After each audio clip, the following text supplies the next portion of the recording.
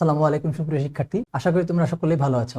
আমরা আজকে যে ক্লাসটা করতে যাচ্ছি তা হচ্ছে তোমাদের দ্বিতীয় পর্বের কম্পিউটার ডিপার্টমেন্টের শিক্ষার্থী তোমরা যারা আছো, তোমাদের যে পাইথন প্রোগ্রামিং বিষয়টি আছে, তোমাদের এই বিষয়ের আমরা হচ্ছে আজকের ক্লাসে তোমাদের সেমিস্টার ফাইনাল পরীক্ষার সর্বশেষ প্রস্তুতিমূলক ক্লাস হিসেবে আমাদের এই লাইভ সেশনে থাকছে, যেখানে আমি তোমাদেরকে প্রত্যেকটা অধ্যায় থেকে অতি সংক্ষিপ্ত রচনামূলক কোন কোন টপিকগুলো বা কোন কোন প্রশ্নগুলো গুরুত্বপূর্ণ সেগুলো দেখাবো, এবং সেই সাথে তোমরা এই প্রশ্নগুলোর কিভাবে অ্যান্সার করবে বা হচ্ছে এখানে প্রশ্নগুলোর উত্তর কি হবে সেগুলো দেখাবো। আমরা অ্যান্সারগুলো দেখাবো। তো এখানে দেখো আমাদের গ বিভাগের জন্য এখানে হচ্ছে 9টা প্রশ্ন এখানে খেয়াল করতে পারো তোমরা, হচ্ছে আমাদের যে রচনামূলকের জন্য। তো এই রচনামূলকের জন্য এই যে 9টা প্রশ্ন এখানে আছে, এই 9টা প্রশ্ন থেকে তোমরা হচ্ছে আর কি সর্বোচ্চ পরিমাণ পর্যন্ত, মানে হচ্ছে তোমাদের রচনামূলক প্রশ্নটা ক বিভাগের যে 30 নম্বর, সেই 30 নম্বর তোমরা হচ্ছে এই 9টা টপিক থেকে কমন পেয়ে যাবা। তো এছাড়াও আমরা এই 9টা টপিকের প্রশ্ন থেকে যদি পড়াশোনা করি তাহলে হচ্ছে আমাদের সংক্ষিপ্ত এবং অতি সংক্ষিপ্ত কিছু কিছু টপিক এখান থেকে আমাদের কমন থাকবে, ঠিক আছে। এবং এগুলোর অ্যান্সারও আমি তোমাদেরকে এই ক্লাসটাতে দেখাই দিব বা হিন্টস দিব কিভাবে অ্যান্সারগুলো তোমরা পরীক্ষায় লিখবে। তো এখানে প্রথমত হচ্ছে আমাদেরকে যে দ্বিঘাত সমীকরণের যে মূল নির্ণয়, এই টপিকটা আমাদের গ বিভাগের জন্য ইম্পর্টেন্ট হবে। তো দ্বিঘাত সমীকরণ মূলের উপর ভিত্তি করে আমাদের হচ্ছে প্রথমত তো প্রোগ্রামটা পড়তে হবে, তারপর এটার উপর ভিত্তি করে আমাদের যে অ্যালগরিদম ফ্লো চার্ট সেটা কিন্তু আমাদের রিভিশন রাখতে হবে, ঠিক আছে।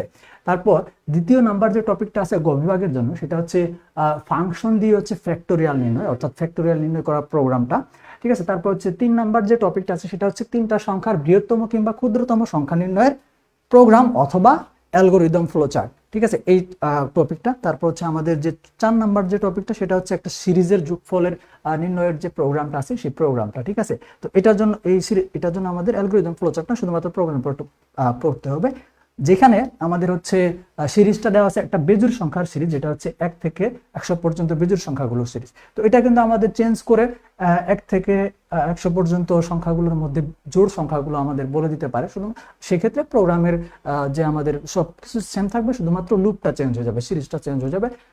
বেজোড়ের জন্য যে লুপটা তৈরি হবে বা সেটার জায়গায় আমাদের জোড় সংখ্যার ব্যাপারটা চলে আসবে, আর বাদ বাকি সবকিছু সেমই থাকবে।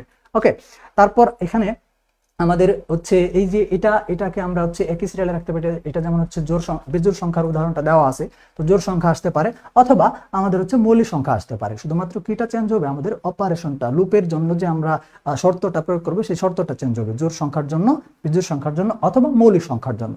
এটার বেসিক আমি তোমাদেরকে দেখাই দিব, তাহলে তোমাদের একই ধরনের প্রোগ্রাম বা একই জিনিসটা মনে রাখে তোমরা শুধুমাত্র অপারেশনটা চেঞ্জ করে, মূল জিনিসটা চেঞ্জ করে কি করতে পারবা, প্রোগ্রামটা লিখতে পারবা। ষষ্ঠ অধ্যায় হচ্ছে দেখো আমাদের এই যে 4 নাম্বার, 5 নাম্বার এবং 6 নাম্বার 3টা আলাদা আলাদা প্রশ্ন দেওয়া থাকলেও কিন্তু আমাদের একই টাইপের বা একই ধরনের কিন্তু প্রোগ্রাম, এগুলা একই ধরনের প্রশ্ন, বুঝতে পারছো। তারপর দেখো 7 নাম্বার টপিক হিসেবে যেটা দেওয়া আছে আমাদের হচ্ছে ফাইল ওপেন, রাইট এন্ড হচ্ছে ক্লোজ করা, ঠিক আছে। মানে ফাইল অপারেশনের যে আমাদের যে অপারেশনগুলো আছে, ফাইল অপারেশনগুলো আছে, ফাইলিং অপারেশনের যে আমাদের এটার হচ্ছে থিওরি ভিত্তিক প্রশ্ন আছে, প্লাস হচ্ছে এটার আমাদের প্রোগ্রাম ভিত্তিক প্রশ্নও আছে। তো এই টপিকে আমাদের হচ্ছে গ বিভাগের জন্য, রচনামূলকের জন্য গুরুত্বপূর্ণ টপিক হবে। তারপর হচ্ছে 8 নম্বর টপিক হিসেবে ডিকশনারিতে ডাটা যোগ এবং ডিলিট করার জন্য যে আমাদের টপিকটা রয়েছে সেই টপিকটা। তারপর 9 নম্বর টপিক হিসেবে এখানে আছে যে সেট অপারেশন। এখানে হচ্ছে আমাদের সেট অপারেশনগুলোর মধ্যে হচ্ছে ইউনিয়ন, ইন্টারসেকশন, তারপর হচ্ছে ডিফারেন্স, এই সেট অপারেশনগুলো দিচ্ছে আমাদের প্রোগ্রাম। তো এখান থেকে আমাদের কোন জিনিসগুলো হচ্ছে পড়তেই হবে আর কোন জিনিসগুলো আমরা বাদ দিতে পারবো সেই বিষয় সম্পর্কে তোমাদের সাথে আলোচনা হবে, ঠিক আছে। আমরা আগে একটু হচ্ছে ওভারঅল আগে হচ্ছে দেখে নিচ্ছি। তো এখানে হচ্ছে তোমাদেরকে গ বিভাগের কোডের যে ইয়েটা সেটা তোমরা দেখতে পাইতেছো। তো প্রথমত দ্বিঘাত সমীকরণের আমাদের কোডের জন্য মূল ইয়েটা হচ্ছে এখানে দেওয়া আছে। আচ্ছা, তো এটা নিয়ে আমরা এগুলা উত্তর নিয়ে আমরা হচ্ছে আলোচনা করব। তো তার আগে আমরা হচ্ছে একটু হচ্ছে দেখি যে আমাদের ওই আমরা তো গ বিভাগটা দেখলাম, তো খ বিভাগের জন্য হচ্ছে আমরা কি মাথায় রাখবো, ঠিক আছে। তো এখানে আমাদের হচ্ছে পার্থক্য ভিত্তিক বিষয়টা হচ্ছে খেয়াল রাখতে হবে। তো এখান থেকে দেখো আমাদের হচ্ছে দেখো খ বিভাগের জন্য পার্থক্য ভিত্তিক হচ্ছে কয়েকটা টপিক দেওয়া আছে। যেমন হচ্ছে প্রথমত লোকাল ভেরিয়েবল ভার্সেস গ্লোবাল ভেরিয়েবলের মধ্যবর্তী পার্থক্য বা পার্থক্যের সব লিখো, মানে হচ্ছে পার্থক্যটা লিখো, এটা একটা, ঠিক আছে। পার্থক্য ভিত্তিক প্রশ্নগুলো থেকে আমাদের এখান থেকে মিনিমাম 2টা প্রশ্ন, পার্থক্য ভিত্তিক মিনিমাম 2টা প্রশ্ন আমরা আমাদের পরীক্ষায় কমন পাবো। প্রথমত হচ্ছে কি লোকাল ভেরিয়েবল এবং গ্লোবাল ভেরিয়েবল, তারপর হচ্ছে লিস্ট এবং হচ্ছে টাপল, এই দুটার মধ্যে পার্থক্য। তারপর হচ্ছে লিস্ট এবং টাপল, একটা হচ্ছে লিস্ট এবং সেট। এই দুটার মধ্যে লিস্ট এবং টাপলটা হচ্ছে বেশি গুরুত্বপূর্ণ হবে, ঠিক আছে। তারপর আমরা যদি দেখি আমাদের পরবর্তী যে প্রশ্নটা হবে সেটা হচ্ছে এন্ট্রি ভার্সেস এক্সিট লুপ, ঠিক আছে। আচ্ছা, তো আমাদের হচ্ছে এই যে local variable versus global variable, list versus tuple, তারপর হচ্ছে কম্পাইলার ভার্সেস ইন্টারপ্রেটার, এই তিনটা হচ্ছে পার্থক্যভিত্তিক প্রশ্নের মধ্যে তোমরা অবশ্যই একটা তো অবশ্যই তোমরা পার্থক্যভিত্তিক প্রশ্ন গ বিভাগের জন্য হচ্ছে কমন পাবা, ঠিক আছে। এগুলো তোমরা হচ্ছে কি খেয়াল রাখবা। আচ্ছা, তো এইখান থেকে হচ্ছে আমাদের এই টপিকগুলো, এটা হচ্ছে আর কি ইয়েটা দেওয়া আছে আর কি, উত্তর সংকেতের মতো করে দেওয়া আছে। আচ্ছা, এরপর হচ্ছে তোমরা ক বিভাগের জন্য কোন টপিকগুলো খেয়াল রাখবা, বা সংজ্ঞা বা হচ্ছে বলতে কি বোঝায়, এই জাতীয় প্রশ্নই তো আমাদের আসে, তাই না। তো ক বিভাগের জন্য আমি হচ্ছে তোমাদের 15টা হচ্ছে টপিক এখানে দিছি। এই 15টা টপিক তোমরা পড়বা, তাহলেই আশা করি তোমরা তোমাদের এই অতি সংক্ষিপ্ত 10 নম্বর বা 10টা অতি সংক্ষিপ্তের মধ্যে বেশিরভাগ তোমরা এখান থেকে কমন পেয়ে যাবা, ঠিক আছে। আচ্ছা, এখানে আমাদের কি আছে, প্রথমত হচ্ছে কম্পাইলার, তারপর হচ্ছে ভেরিয়েবল, কিওয়ার্ড, আইডেন্টিফায়ার, টোকেন, ঠিক আছে। তারপর হচ্ছে আমাদের algorithm, flowchart, list, tuple, set, তারপর হচ্ছে dictionary, function, loop, slicing, file, operation. তো এই যে টপিকগুলো আছে, এই টপিক তোমরা হচ্ছে এই টপিকের জন্য এই টপিকের যা সংজ্ঞাটা শিখবা, সংজ্ঞাটা শিখলে তোমাদের প্রশ্ন আসবে। প্রশ্ন যেভাবে থাকুক, আমাদের যেমন ধরো হচ্ছে কম্পাইলার কি, বা কম্পাইলার বলতে কি বুঝো, কম্পাইলার কাকে বলে, প্রশ্ন যেভাবে হবে আমাদের অ্যান্সারটা কিন্তু একই। তো এই টপিকগুলো হচ্ছে আমাদের কি ক বিভাগের জন্য ইম্পর্টেন্ট বা গুরুত্বপূর্ণ যে সংজ্ঞাগুলো আছে, এবং এই সংজ্ঞাগুলো যদি তোমরা পড়ো তাহলে কিন্তু তোমাদের ক বিভাগ থেকে যে 10 নম্বর, তার মধ্যে কিন্তু তোমাদের মানে প্রায় 10টার মধ্যে তোমরা প্রায় হচ্ছে কমপক্ষে তো এই সরাসরি হচ্ছে এখান থেকে এই কয়েকটা টপিকের মধ্যে হচ্ছে 5 থেকে 6টা সরাসরি কমন পাবা, ঠিক আছে। আর আমি অধ্যায় ভিত্তিক যে বিষয়গুলো আছে সেগুলো তোমাদেরকে দেখাচ্ছি। আচ্ছা, তো এই হচ্ছে আমাদের আর কি শর্ট, বা হচ্ছে তুমি যদি চাও যে আমি শুধুমাত্র কি কোনো রকম ভাবে হচ্ছে, যদি এরকম হয় যে অনেক শিক্ষার্থী থাকে যে আমি শুধুমাত্র হচ্ছে জাস্ট মানে যে টপিকগুলো ইম্পর্টেন্ট পরীক্ষায়, যেগুলো পড়লে পরীক্ষায় হচ্ছে আমি কমন পাবই, এই জাতীয় কিছু টপিক হচ্ছে তোমাদের সাথে আমি আলোচনা করলাম। এখন আমি তোমাদেরকে পুরোপুরি মানে যারা 60 নম্বরের মধ্যে 60 নম্বর কমন পেতে চাও, পরীক্ষায় ভালো করতে চাও, ঠিক আছে, ওভারঅল ভাবে যারা হচ্ছে ভালো রেজাল্ট ফলাফল চাও এই সাবজেক্টটাতে, তাদের জন্য আমি হচ্ছে অধ্যায় ভিত্তিক ভাবে এখন হচ্ছে আলোচনা শুরু করব। অবশ্যই সেটা অ্যান্সার বা উত্তর ভিত্তিক সহ। দেখি প্রথমে আমাদের যে অধ্যায়টা আছে, প্রথম অধ্যায় এই সাবজেক্টের। তো এই সাবজেক্টের প্রথম অধ্যায়ের জন্য অতি সংক্ষিপ্ত হিসেবে হচ্ছে আমরা কি কি পড়বো, এবং এই যে অ্যান্সারটা হবে সেই অ্যান্সারগুলো আমাদের কিভাবে হবে, তো সেই অ্যান্সারগুলো সহ তোমাদেরকে আমি এখানে স্লাইডটাতে একে একে হচ্ছে তোমাদের সাথে আলোচনা করব। তো দেখো, আমরা যেভাবে তোমাদেরকে আর কি শুরুতে দেখাইলাম যে কোন অধ্যায় থেকে আমাদের হচ্ছে আর কি শর্ট সুপার সাজেশন বলতে পারো, আগের তো আমরা শুরুতে যেটা দেখলাম সেটাকে। এখন আমরা একটু অধ্যায় ভিত্তিকভাবে প্রত্যেকটা অংশ দেখে নিই। তো প্রথম অধ্যায় থেকে অতি সংক্ষিপ্ত আমরা প্রশ্ন হিসেবে যে প্রশ্নগুলো পড়বো, তার মধ্যে প্রথমত হচ্ছে কম্পাইলার, অ্যালগরিদম, ফ্লোচার্ট, এগুলো নিয়ে। তো আমাদের প্রশ্নটা কিভাবে আসবে, প্রশ্নটা হচ্ছে আমাদের কি কম্পাইলার বলতে কি বোঝায়, কম্পাইলার কাকে বলে, বা কম্পাইলার কি, এরকম ভাবে প্রশ্নটা হবে। বা অ্যালগরিদমের সংজ্ঞা লিখো, অ্যালগরিদম বলতে কি বোঝায়, অ্যালগরিদম কাকে বলে, অ্যালগরিদম কি, এরকম প্রশ্ন। ফ্লোচার্টের সংজ্ঞা লিখো, ফ্লোচার্ট বলতে কি বোঝায়, ফ্লোচার্ট কাকে বলে, এইভাবে হচ্ছে আমাদের প্রশ্ন হবে। তাহলে যেভাবে প্রশ্নটা হোক, অ্যান্সার কিন্তু আমাদের এখানে যেভাবে আছে সেভাবে কিন্তু তোমরা হচ্ছে অ্যান্সারটা করতে পারবা। আচ্ছা, তো কম্পাইলার হচ্ছে কি যে প্রোগ্রাম হাই লেভেল ল্যাঙ্গুয়েজে লেখা সোর্স কোডকে সম্পূর্ণরূপে একসাথে রিড করে এবং মেশিন ল্যাঙ্গুয়েজে হচ্ছে রূপান্তর করে তাকে হচ্ছে কম্পাইলার বলে। আচ্ছা, তো এটা হচ্ছে আমাদের ব্যাপার। অথবা দেখো এখানে আমাদের অ্যান্সারটা এখানে যেভাবে লেখা আছে, তোমাকে যে অ্যান্সারটা সেভাবে লিখতে হবে তেমন না। তো দেখো, এখন আমি তোমাদেরকে যদি বলি তোমরা এখন অ্যান্সারগুলো শিখবা, তাহলে তো আসলে ব্যাপারটা আমাদের কাছে কিরকম হয়ে যায়। আমরা আমাদের হচ্ছে সেমিস্টার শেষ, আমাদের আগামী 25 তারিখে এই সাবজেক্টের সেমিস্টার ফাইনাল পরীক্ষা, তাহলে অবশ্যই তো আমরা নিজেরা কিছু পড়েছি। তো নিজেরা পড়েছি যেহেতু, তাহলে যে টপিকগুলো আমি তোমাদেরকে দেখাচ্ছি এই টপিকের ইতিমধ্যে উত্তর তোমাদের শেখা আছে বা জানা আছে। তো তোমরা যে উত্তর বা যেভাবে তোমরা হচ্ছে শিখেছো, যেভাবে তোমরা পড়েছো, সেইভাবে তোমরা অ্যান্সার করবা। শুধু টপিকগুলা নোট করে রাখো। আর যদি তুমি এখনো অ্যান্সার শিখে না থাকো, বা তোমার অ্যান্সার যদি সেগুলা যদি মনে না থাকে, সেরকম ভাবে তুমি যদি মনে রাখতে না পারো, এই অ্যান্সারটা যেভাবে লেখা আছে সেভাবে যদি তোমার কাছে সহজ মনে হয়, তাহলে তুমি সেই ক্ষেত্রে শুধুমাত্র এই অ্যান্সারটা এখন হচ্ছে আর কি রিভিশন করবা বা পড়বা, ঠিক আছে। মানে নতুন করে কোনো জিনিস শেখার দরকার হবে না, তুমি যদি আগে থেকে সেই জিনিসটা পড়ে থাকো। ওকে, এই হচ্ছে মূল কথা। তো এখানে আমাদের কম্পাইলার, তারপর হচ্ছে অ্যালগোরিদম, ফ্লোচার্ট। তো অ্যালগোরিদম এবং ফ্লোচার্ট আমরা যদি এই যে আমাদের হচ্ছে রচনামূলক, আমরা যদি এই অ্যালগোরিদম এবং ফ্লো মানে হচ্ছে একটা অপরটার সাথে জড়িত, আমরা যদি একটা শিখি তাহলে অপরটা এমনিতেই হচ্ছে আমাদের মনে থাকবে বা মুখস্থ করতে হবে না, একটা শিখলে আরেকটা হচ্ছে আমাদের ইয়ে করতে হবে না আর কি। তো এখান থেকে দেখো এই দুইটা প্রশ্ন কিন্তু মাস্ট বি শিখতে হবে, কারণ আমাদের হচ্ছে এই দুটা টপিকের উপর ভিত্তি করে হচ্ছে রচনামূলক প্রশ্ন আসবে। তো রচনামূলক প্রশ্ন অ্যান্সার করার ক্ষেত্রে কিন্তু আমাদের কি করতে হবে, ধরো হচ্ছে একটা প্রোগ্রামের অ্যালগোরিদম এবং হচ্ছে ফ্লো চার্ট অঙ্কন করতে বললো, তো তখন যখন আমরা রচনামূলক প্রশ্নে অ্যালগোরিদম এবং ফ্লো চার্টটা অ্যান্সার করতে যাব, তখন কিন্তু আমাদেরকে অ্যালগোরিদম এবং ফ্লো চার্টের সংজ্ঞা বা হচ্ছে এটা শুরু করার ক্ষেত্রে প্রশ্ন ধরো হচ্ছে আমাদের কি হচ্ছে বলছে যে তিনটা সংখ্যার মধ্যে ছোট সংখ্যা কিংবা বড় সংখ্যা নির্ণয়ের যে আমাদের প্রোগ্রামটা আছে সেটার অ্যালগোরিদম ও ফ্লো চার্ট অঙ্কন করো। সেক্ষেত্রে আমাকে অ্যালগোরিদমটা লেখার আগে অ্যালগোরিদমের সংজ্ঞাটা আগে লিখতে হবে, ঠিক আছে?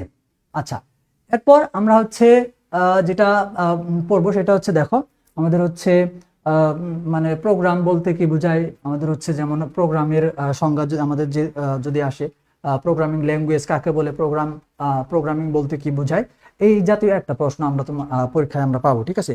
আমাদের যেমন হচ্ছে দেখো আমাদের প্রশ্ন হতে পারে যে প্রোগ্রাম বলতে কি বোঝায় বা প্রোগ্রাম কাকে বলে, অথবা পাইথন প্রোগ্রাম বলতে কি বোঝায়, পাইথন প্রোগ্রাম এর সংজ্ঞা লেখো বা পাইথন প্রোগ্রাম কাকে বলে। এই প্রশ্ন যেহেতু দুইটা প্রশ্নের অ্যান্সার হচ্ছে একই রকমের থাকবে, তো দেখো আমাদের এটা হচ্ছে যে মানুষের বোধগম্য এখানে হচ্ছে আমাদের এই যে এখানে যে টপিকটা লেখা আছে এই টপিকটা হচ্ছে আমাদের প্রোগ্রামিং এর যে ধারণাটা সেই ধারণার উপর ভিত্তি করে হচ্ছে এই প্রশ্নটা। খেয়াল করো এখানে হচ্ছে আমাদের এই যে প্রশ্নটা হবে এরকম যে প্রোগ্রামিং কাকে বলে বা প্রোগ্রামিং বলতে কি বোঝায়। তো এখানে কম্পিউটার সাহায্যে কোনো সমস্যা সমাধানের জন্য বিন্যস্ত নির্দেশমালা বা কোড লেখার প্রক্রিয়া বা কলা কৌশলকে হচ্ছে প্রোগ্রামিং বলে। দেখো একদম সহজ ভাষায় 2-3 বার পড়লে এটা হচ্ছে তোমাদের আয়ত্ত হয়ে যাবে। এই জাতীয় সংজ্ঞাগুলো কিন্তু অ্যান্সার আকারে এখানে রাখছি, তোমরা বইয়ের মধ্যে যেভাবে পড়ছো সেটা একদম বইয়ের ভাষায় একাডেমিক ভাষায় লেখা আছে, তোমাদের অনেকের কাছে সেই জিনিসগুলো কঠিন মনে হতে পারে। এই কারণে আমরা শেষ মুহূর্তে যে অ্যান্সারগুলো আর কি রাখছি, তোমার যদি এখন নতুন করে অ্যান্সারগুলো শেখার প্রয়োজন হয় সেই ক্ষেত্রে তুমি এই অ্যান্সারগুলো শিখলে তোমার এই জিনিসটা আয়ত্ত সহজেই হয়ে যাবে। তো এই ক্ষেত্রেই হচ্ছে এই অ্যান্সারগুলো ফলো করবা। আর তোমার যদি ইতিমধ্যেই তুমি যেভাবে একাডেমিক ভাবে যেভাবে বই থেকে শিখছো তোমরা, সেগুলা যদি হচ্ছে তোমার আয়ত্তে থাকে সেই ক্ষেত্রে তোমার এই অ্যান্সারগুলোকে হচ্ছে প্রায়োরিটি দেওয়ার দরকার নাই, শুধুমাত্র প্রশ্নগুলো দেখে নোট করে রাখো এবং তুমি যেভাবে পড়েছো সেইভাবে হচ্ছে পরীক্ষার খাতায় অ্যান্সার করবা, ঠিক আছে? আচ্ছা, আর আমাদের হচ্ছে যদি হচ্ছে এখানে যে আমাদের 4টা প্রোগ্রামিং ল্যাঙ্গুয়েজের নাম দেওয়া আছে Python, Java, C, C plus plus. তো এখানে আমাদের প্রশ্ন হতে পারে যে জনপ্রিয় কয়েকটা হচ্ছে হাই লেভেল ল্যাঙ্গুয়েজের নাম লেখো। তো এই প্রোগ্রাম সেক্ষেত্রে আমরা হচ্ছে এই 4টা অপশনের বা হচ্ছে এই 4টা উদাহরণ দিয়ে হচ্ছে আমরা আমাদের ওই অ্যান্সারটা করতে পারবো, ঠিক আছে? আর এখানে যেটা আছে মানুষের বোধগম্য হাই লেভেল বা অ্যাসেম্বলি ভাষায় লেখা মূল প্রোগ্রামকে হচ্ছে সোর্স কোড বলে। আমাদের এই প্রশ্নটা হচ্ছে যে সোর্স প্রোগ্রাম বলতে কি বোঝায় বা সোর্স কোড কাকে বলে, ঠিক আছে? এই জাতীয় যদি প্রশ্ন হয় সেই ক্ষেত্রে হচ্ছে আমাদের এই টপিক। তাহলে দেখো আমরা হচ্ছে কি কি টপিক দেখলাম, আমাদের হচ্ছে এই প্রথম অধ্যায় থেকে অতি সংক্ষিপ্তের জন্য প্রথমত হচ্ছে আমাদের কম্পাইলার বলতে কি বোঝায়, কম্পাইলার কাকে বলে, অ্যালগোরিদম, ফ্লোচার্ট এটা দেখলাম, তারপর হচ্ছে সোর্স প্রোগ্রাম কাকে বলে বা সোর্স কোড কি, তারপর দেখলাম হচ্ছে প্রোগ্রামিং ল্যাঙ্গুয়েজ বলতে কি বোঝায় বা প্রোগ্রামিং কাকে বলে, আর দেখলাম হচ্ছে 4টা হাই লেভেল ল্যাঙ্গুয়েজের নাম লেখো বা উদাহরণ দাও। এটা হচ্ছে আমাদের প্রথম অধ্যায় থেকে প্রথম এবং দ্বিতীয় অধ্যায় মিলাই আর কি হচ্ছে আমাদের কি গেল অতি সংক্ষিপ্ত টপিক গেল। এখন আমরা হচ্ছে এই যে প্রশ্নটা এখানে আছে সেটা হচ্ছে ইন্টারপ্রেটার এবং হচ্ছে কম্পাইলার মধ্যে তুলনামূলক পার্থক্য লেখো বা পার্থক্যের একটা হচ্ছে হিন্টস তোমাদেরকে দেওয়া আছে, যেটা হচ্ছে আমাদের কি সংক্ষিপ্ত প্রশ্নের জন্য খুবই গুরুত্বপূর্ণ একটা টপিক, ঠিক আছে? আচ্ছা, তো এখানে 2টা পার্থক্য দেওয়া আছে এবং আমাদের যে সুপার সাজেশন পিডিএফ ফাইলটা তোমাদের সাথে ইতিমধ্যে শেয়ার করা আছে সেটা, এছাড়াও তোমাদের একাডেমিক যে বইটা তোমরা ফলো করতেছো সেখান থেকে সম্পূর্ণরূপে পার্থক্যগুলো কিন্তু দেখে নিবে। তো এখানে আমাদের পার্থক্যের যে প্রধান ব্যাপারটা, পার্থক্য ভিত্তিক প্রশ্ন অ্যান্সার করার ক্ষেত্রে যে বিষয়গুলো তোমরা মনে রাখবা, যে 2টা বস্তুর মধ্যে বা যে 2টা বিষয়ের মধ্যে পার্থক্য আলোচনা করতে বলা হচ্ছে সেটার জন্য কয়েকটা জিনিস তোমাকে হচ্ছে, যেমন শুরুতে যে পার্থক্যটা দেবে সেটা হচ্ছে ওই দুইটা বিষয়ের বা ওই 2টা বস্তুর যে সংজ্ঞাটা আছে এই সংজ্ঞা 2টা হবে তাদের পার্থক্য। তারপর বৈশিষ্ট্য ভিত্তিক কিছু বিষয় থাকবে সেগুলো নিয়ে আমাদের পার্থক্য হবে, ওইটার কাজের ধরন, ঠিক আছে? এই বিষয়বস্তুগুলো অর্থাৎ আমাদের যেমন ধরো এখানে আমাদের ইন্টারপ্রেটার এবং হচ্ছে কম্পাইলারের মধ্যে পার্থক্য করতে বলছে। তো ইন্টারপ্রেটারের বৈশিষ্ট্যগুলো এবং কম্পাইলারের বৈশিষ্ট্যগুলো, এই বৈশিষ্ট্যগুলো হচ্ছে আমাদের এই ইন্টারপ্রেটারের বৈশিষ্ট্যগুলো এক সাইডে এবং কম্পাইলারের বৈশিষ্ট্যগুলো এক সাইডে। ওকে, তো এইগুলা কিন্তু মূলত পার্থক্য হবে। তাহলে দেখো, পার্থক্য ভিত্তিক প্রশ্নগুলো শিখলে কিন্তু একই সাথে তোমার কিরকম ভাবে প্রিপারেশনটা হচ্ছে। যদি এখন আমরা ধরো আমরা পার্থক্য ভিত্তিক প্রশ্ন শিখলাম ইন্টারপ্রেটার এবং কম্পাইলারের জন্য, ঠিক আছে, কিন্তু আমাদের পরীক্ষায় প্রশ্ন আসলো যে ইন্টারপ্রেটারের হচ্ছে সংক্ষিপ্ত বর্ণনা দাও বা ইন্টারপ্রেটার এর বৈশিষ্ট্যগুলো লেখো, সেই ক্ষেত্রেও কিন্তু আমরা অ্যান্সারটা করতে পারবো। কারণ এই পার্থক্য লেখার জন্য ইন্টারপ্রেটারের ছকে আমরা যে লাইনগুলো লিখতাম সেই লাইনগুলো ইন্টারপ্রেটারের বৈশিষ্ট্য হবে এবং সেই লাইনগুলো দিয়ে ইন্টারপ্রেটারের সংক্ষিপ্ত ব্যাখ্যাটাই কিন্তু হবে। বুঝতে পারছো? এই কারণে পার্থক্য ভিত্তিক প্রশ্ন যেগুলো আমি তোমাদেরকে শুরুতে দেখাইলাম, সেই প্রত্যেকটা পার্থক্য ভিত্তিক টপিক কিন্তু তোমরা শিখবা। শিখলে পরে তোমাদের সংক্ষিপ্ত প্রশ্নের জন্য কিন্তু অনেক ভালো একটা হচ্ছে কম পড়ে বেশি প্রশ্ন কমন পাওয়ার সম্ভাবনা তৈরি হবে। বুঝতে পারছো? আচ্ছা, এরপর আসো আমাদের হচ্ছে প্রথম অধ্যায় এবং দ্বিতীয় অধ্যায় মিলে, মানে প্রথম অধ্যায় থেকে আর কি, এটা আমাদের যে টপিকের রচনামূলক প্রশ্ন হচ্ছে আমরা কমন পাবো, সেটা হচ্ছে প্রথমত প্রোগ্রাম পরিকল্পনার ধাপ সমূহ বর্ণনা করো। ঠিক আছে, আমাদের যদি পরীক্ষায় প্রশ্ন আসে যে প্রোগ্রাম পরিকল্পনার ধাপ সমূহ বর্ণনা করো, সেই ক্ষেত্রে প্রোগ্রাম পরিকল্পনার ধাপের যে ছকটা, এই ছকটা আমরা এইভাবে অঙ্কন করে দিলে আমরা হচ্ছে একটা ইমপ্রেশন তৈরি করতে পারবো। যে কিরকম ইমপ্রেশন, অর্থাৎ স্যার যখন খাতা দেখবে তখন তোমার এই ছকটা যখন দেখবে তখন কিন্তু স্যার তোমার এই উত্তরের প্রতি স্যার একটা ইমপ্রেশন তৈরি হবে, ভালো একটা ইমপ্রেশন তৈরি হবে এবং তুমি মার্কটা কিন্তু ভালো পাবা। ঠিক আছে, এই ক্ষেত্রে তো এখানে প্রোগ্রাম পরিকল্পনার ধাপটা হচ্ছে তোমরা লিখবা, তার আগে হচ্ছে ছকটা অঙ্কন করবা, তারপর প্রত্যেকটা যে আমাদের অংশ আছে সেই অংশটা হচ্ছে আমাদের ব্যাখ্যায়িত সমস্যা বিশ্লেষণ, তারপর হচ্ছে অ্যালগরিদম তৈরি, ফ্লোচার্ট অঙ্কন, এই বিষয়গুলোকে আমাদের ব্যাখ্যা করে তারপর হচ্ছে আমরা সম্পূর্ণরূপে এটা শেষ করবো অ্যান্সার। তো এটা কিন্তু খুবই গুরুত্বপূর্ণ একটা টপিক প্রথম অধ্যায় থেকে রচনামূলক প্রশ্ন হিসেবে, যে প্রোগ্রাম পরিকল্পনা ধাপসমূহ আলোচনা করো। ঠিক আছে, আচ্ছা, এরপর হচ্ছে দেখো তিনটা সংখ্যার মাঝে ছোট সংখ্যা, এটা হচ্ছে হিন্টস আর কি, এটা কিন্তু তোমাদের মূল যে ফ্লো চার্টটা সেটা কিন্তু মূল ফ্লো চার্ট না। আমি কিন্তু মূল ফ্লো চার্ট নিয়ে তোমাদের অলরেডি হচ্ছে তোমাদের সাথে আলোচনা করছি। ঠিক আছে, আমি কিন্তু এর আগেও কিছু ক্লাস তোমাদেরকে নিয়েছি, সেখানে আমি হচ্ছে অ্যালগরিদমটাও তোমাদেরকে দেখাইছি, প্লাস হচ্ছে ফ্লো চার্ট অঙ্কন করেও কিন্তু তোমাদেরকে দেখাইছি। ওকে, তো সেটা তোমরা দেখে নিও, ফ্লোচার্ট অঙ্কনটা দেখে নিবা। আমি এখন অ্যান্সারটা দেখাই, তোমাদের হচ্ছে সময়টা এই মুহূর্তে নষ্ট করতেছি না, তোমরা শুধুমাত্র টপিকটা নোট করে রাখো। এখান থেকে যে কোনো একটা কিন্তু তোমাদের অবশ্যই, মানে যে কোনো একটা বলতে ছোট বড় দুইটা তো একই, শুধুমাত্র সাইনটা চেঞ্জ হবে, greater than and less than সাইনটা চেঞ্জ হবে। ঠিক আছে, আর কিন্তু সব একই বিষয়। ওকে, আচ্ছা,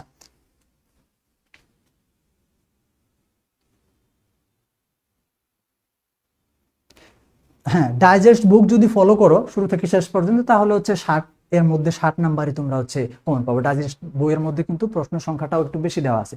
আজকের ক্লাস নেওয়াটার উদ্দেশ্য হচ্ছে আমি শুরুতেই তোমাদেরকে শর্ট, মানে হচ্ছে কম পড়ে বেশি কমন পাওয়ার যে ব্যাপারটা সেটা নিয়ে আলোচনা করছি। এখন আমি ওই অংশ থেকে বিস্তারিত একটু দেখতেছি প্রত্যেকটা অধ্যায় থেকে। ঠিক আছে, আর ডাইজেস্ট বই যদি তুমি শুরু থেকে শেষ পর্যন্ত কমপ্লিট করে থাকো তাহলে তো তোমার টেনশনের কোনো দরকারই নাই, তুমি হচ্ছে অবশ্যই 60-এর মধ্যে 60ই পরীক্ষায় হচ্ছে কমন পাবা। এবং কমন পেলে হবে না, শুধুমাত্র কমন, যেমন ধরো আমি তোমাকে কি করলাম, পরীক্ষার আগের দিন রাতে তোমার যে প্রশ্ন দিয়ে পরীক্ষা হবে সেই প্রশ্নটাই আমি তোমাদেরকে দিয়ে দিলাম, তাহলে তো অবশ্যই তোমাদের প্রত্যেকটা প্রশ্নই তাহলে তোমার পরীক্ষায় কমন আসবে, তাই তো? কিন্তু তুমি যদি প্রত্যেকটা প্রশ্ন কমন পাওয়ার পর অ্যান্সারটা পরীক্ষার খাতায় লিখতে না পারো তাহলে তো লাভ নাই। মূল কথাটা হচ্ছে পরীক্ষায় প্রশ্ন কমন পাওয়ার থেকে যে প্রশ্নটা কমন পাইছো সেটা পরীক্ষার খাতায় সঠিকভাবে লিখতে পারার যে ব্যাপারটা, এটা হচ্ছে মূল ব্যাপার। তো এই কারণে কি করতে হবে, এই কারণে তুমি যে সাজেশনটাই পাও বা যেই বিষয়টাই তুমি হচ্ছে ইয়ে করো, সেটাকে তোমাকে কি করতে হবে, অ্যান্সার করার মতো এবিলিটিটা তৈরি করতে হবে। এর জন্য তোমাকে এই মুহূর্তে প্রশ্নগুলোর উত্তর রিভিশন করতে হবে।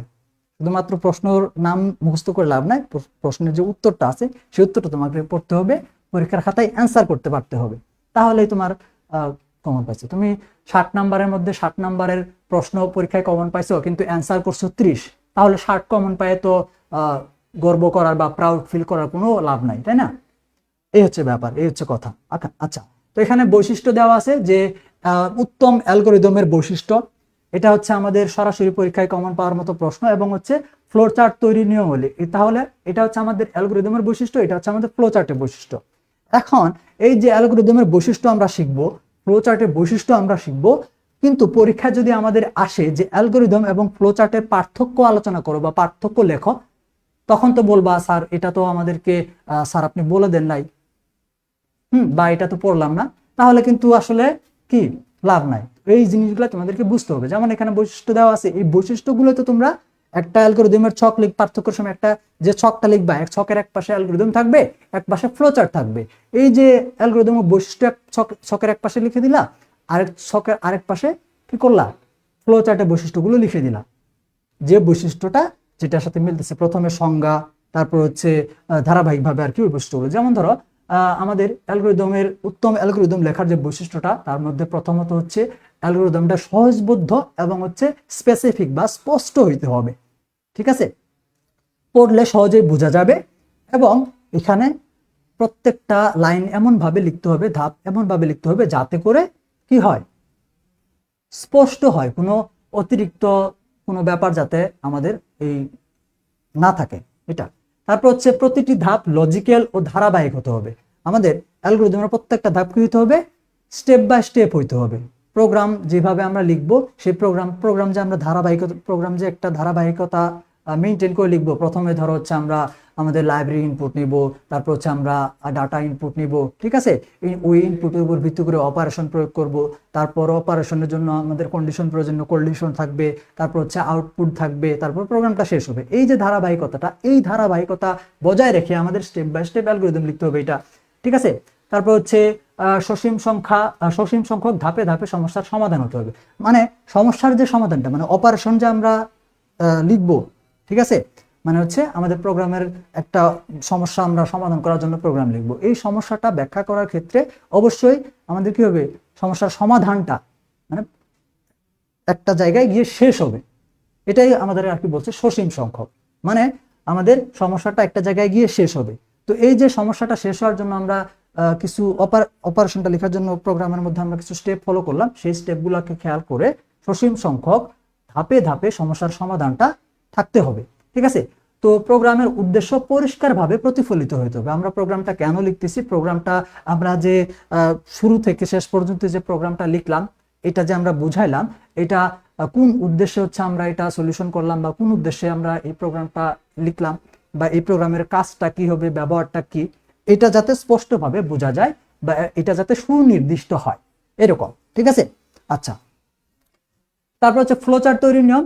আমাদের হচ্ছে কি স্ট্যান্ডার্ড জ্যামিতিক প্রতীক ব্যবহার করতে হবে, অর্থাৎ যে প্রতীকগুলো আমাদের প্রোগ্রাম এর জন্য হচ্ছে প্রোগ্রাম স্টার্ট করা, ইনপুট নেওয়া, আউটপুট বের হওয়া, প্রসেস করা, কন্ডিশন, এগুলোর জন্য আমাদের যে জ্যামিতিক যে সাইনগুলো রয়েছে, চিহ্নগুলো রয়েছে, যেটার জন্য যে সাইন, যে চিহ্ন, সেই চিহ্নটাই আমাদের ব্যবহার করতে হবে, ঠিক আছে।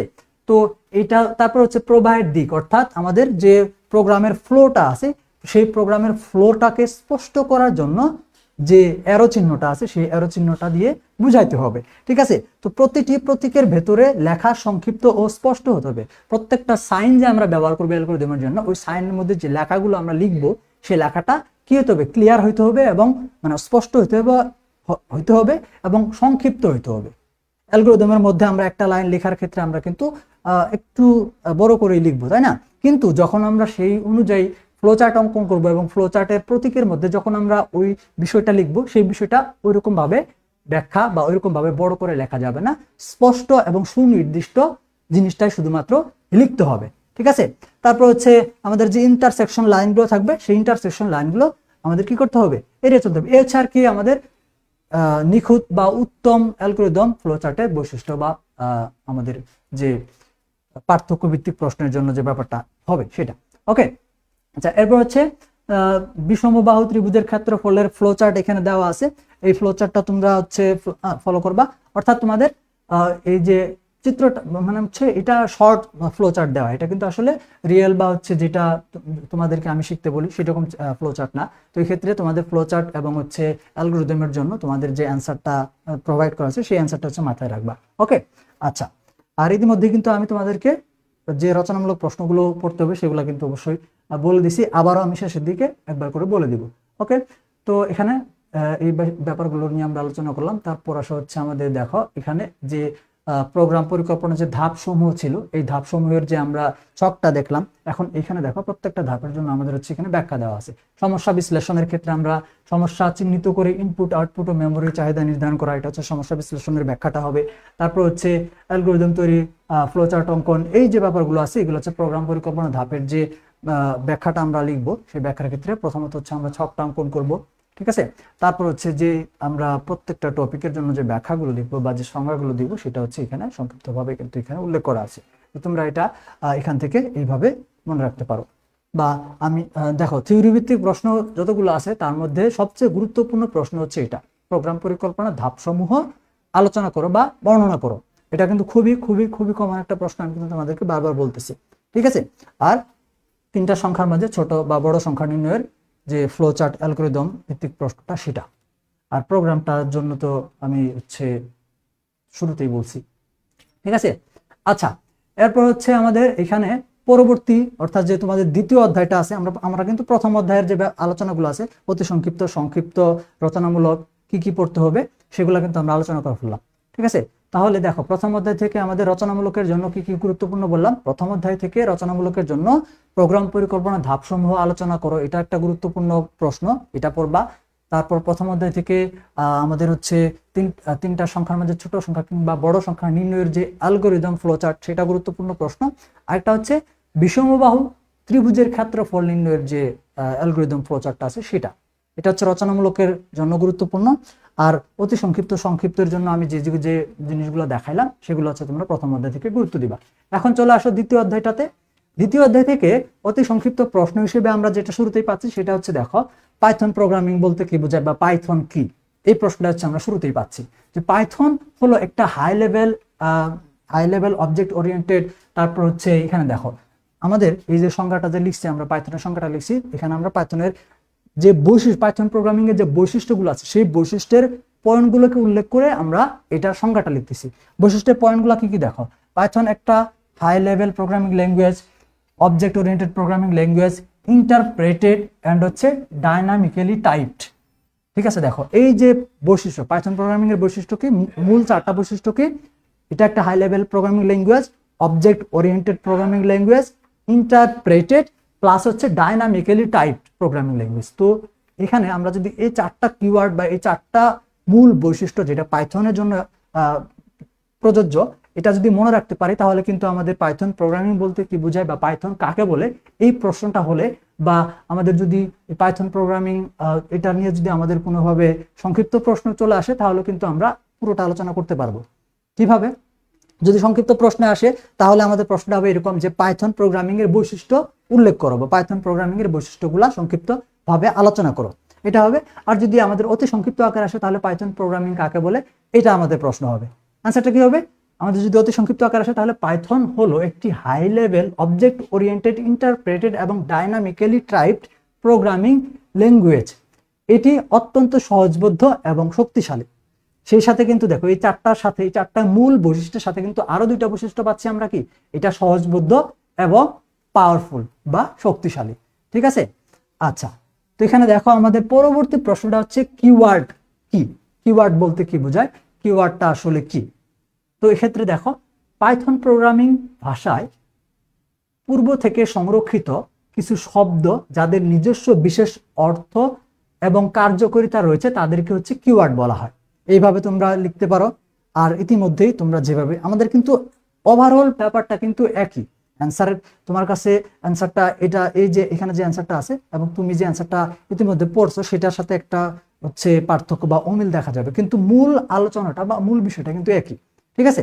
আচ্ছা, তো এখানে আমাদের যে জিনিসটা খেয়াল করতে হবে, দেখো এখানে আমাদের কিছু হচ্ছে কিওয়ার্ড দেওয়া আছে, যেমন হচ্ছে ডেফ, ইফ, ইলস, প্রিন্ট, এগুলো হচ্ছে আমাদের উদাহরণ। এই জিনিসগুলো হচ্ছে তোমরা কিন্তু মনে রাখবা, ঠিক আছে। পাইথন প্রোগ্রামে ব্যবহৃত কয়েকটি কিওয়ার্ড উদাহরণ দাও, বা পাইথন প্রোগ্রামিং এ ব্যবহৃত চারটা কিওয়ার্ডের নাম লেখো, এরকম ভাবে আমাদের প্রশ্ন আসবে।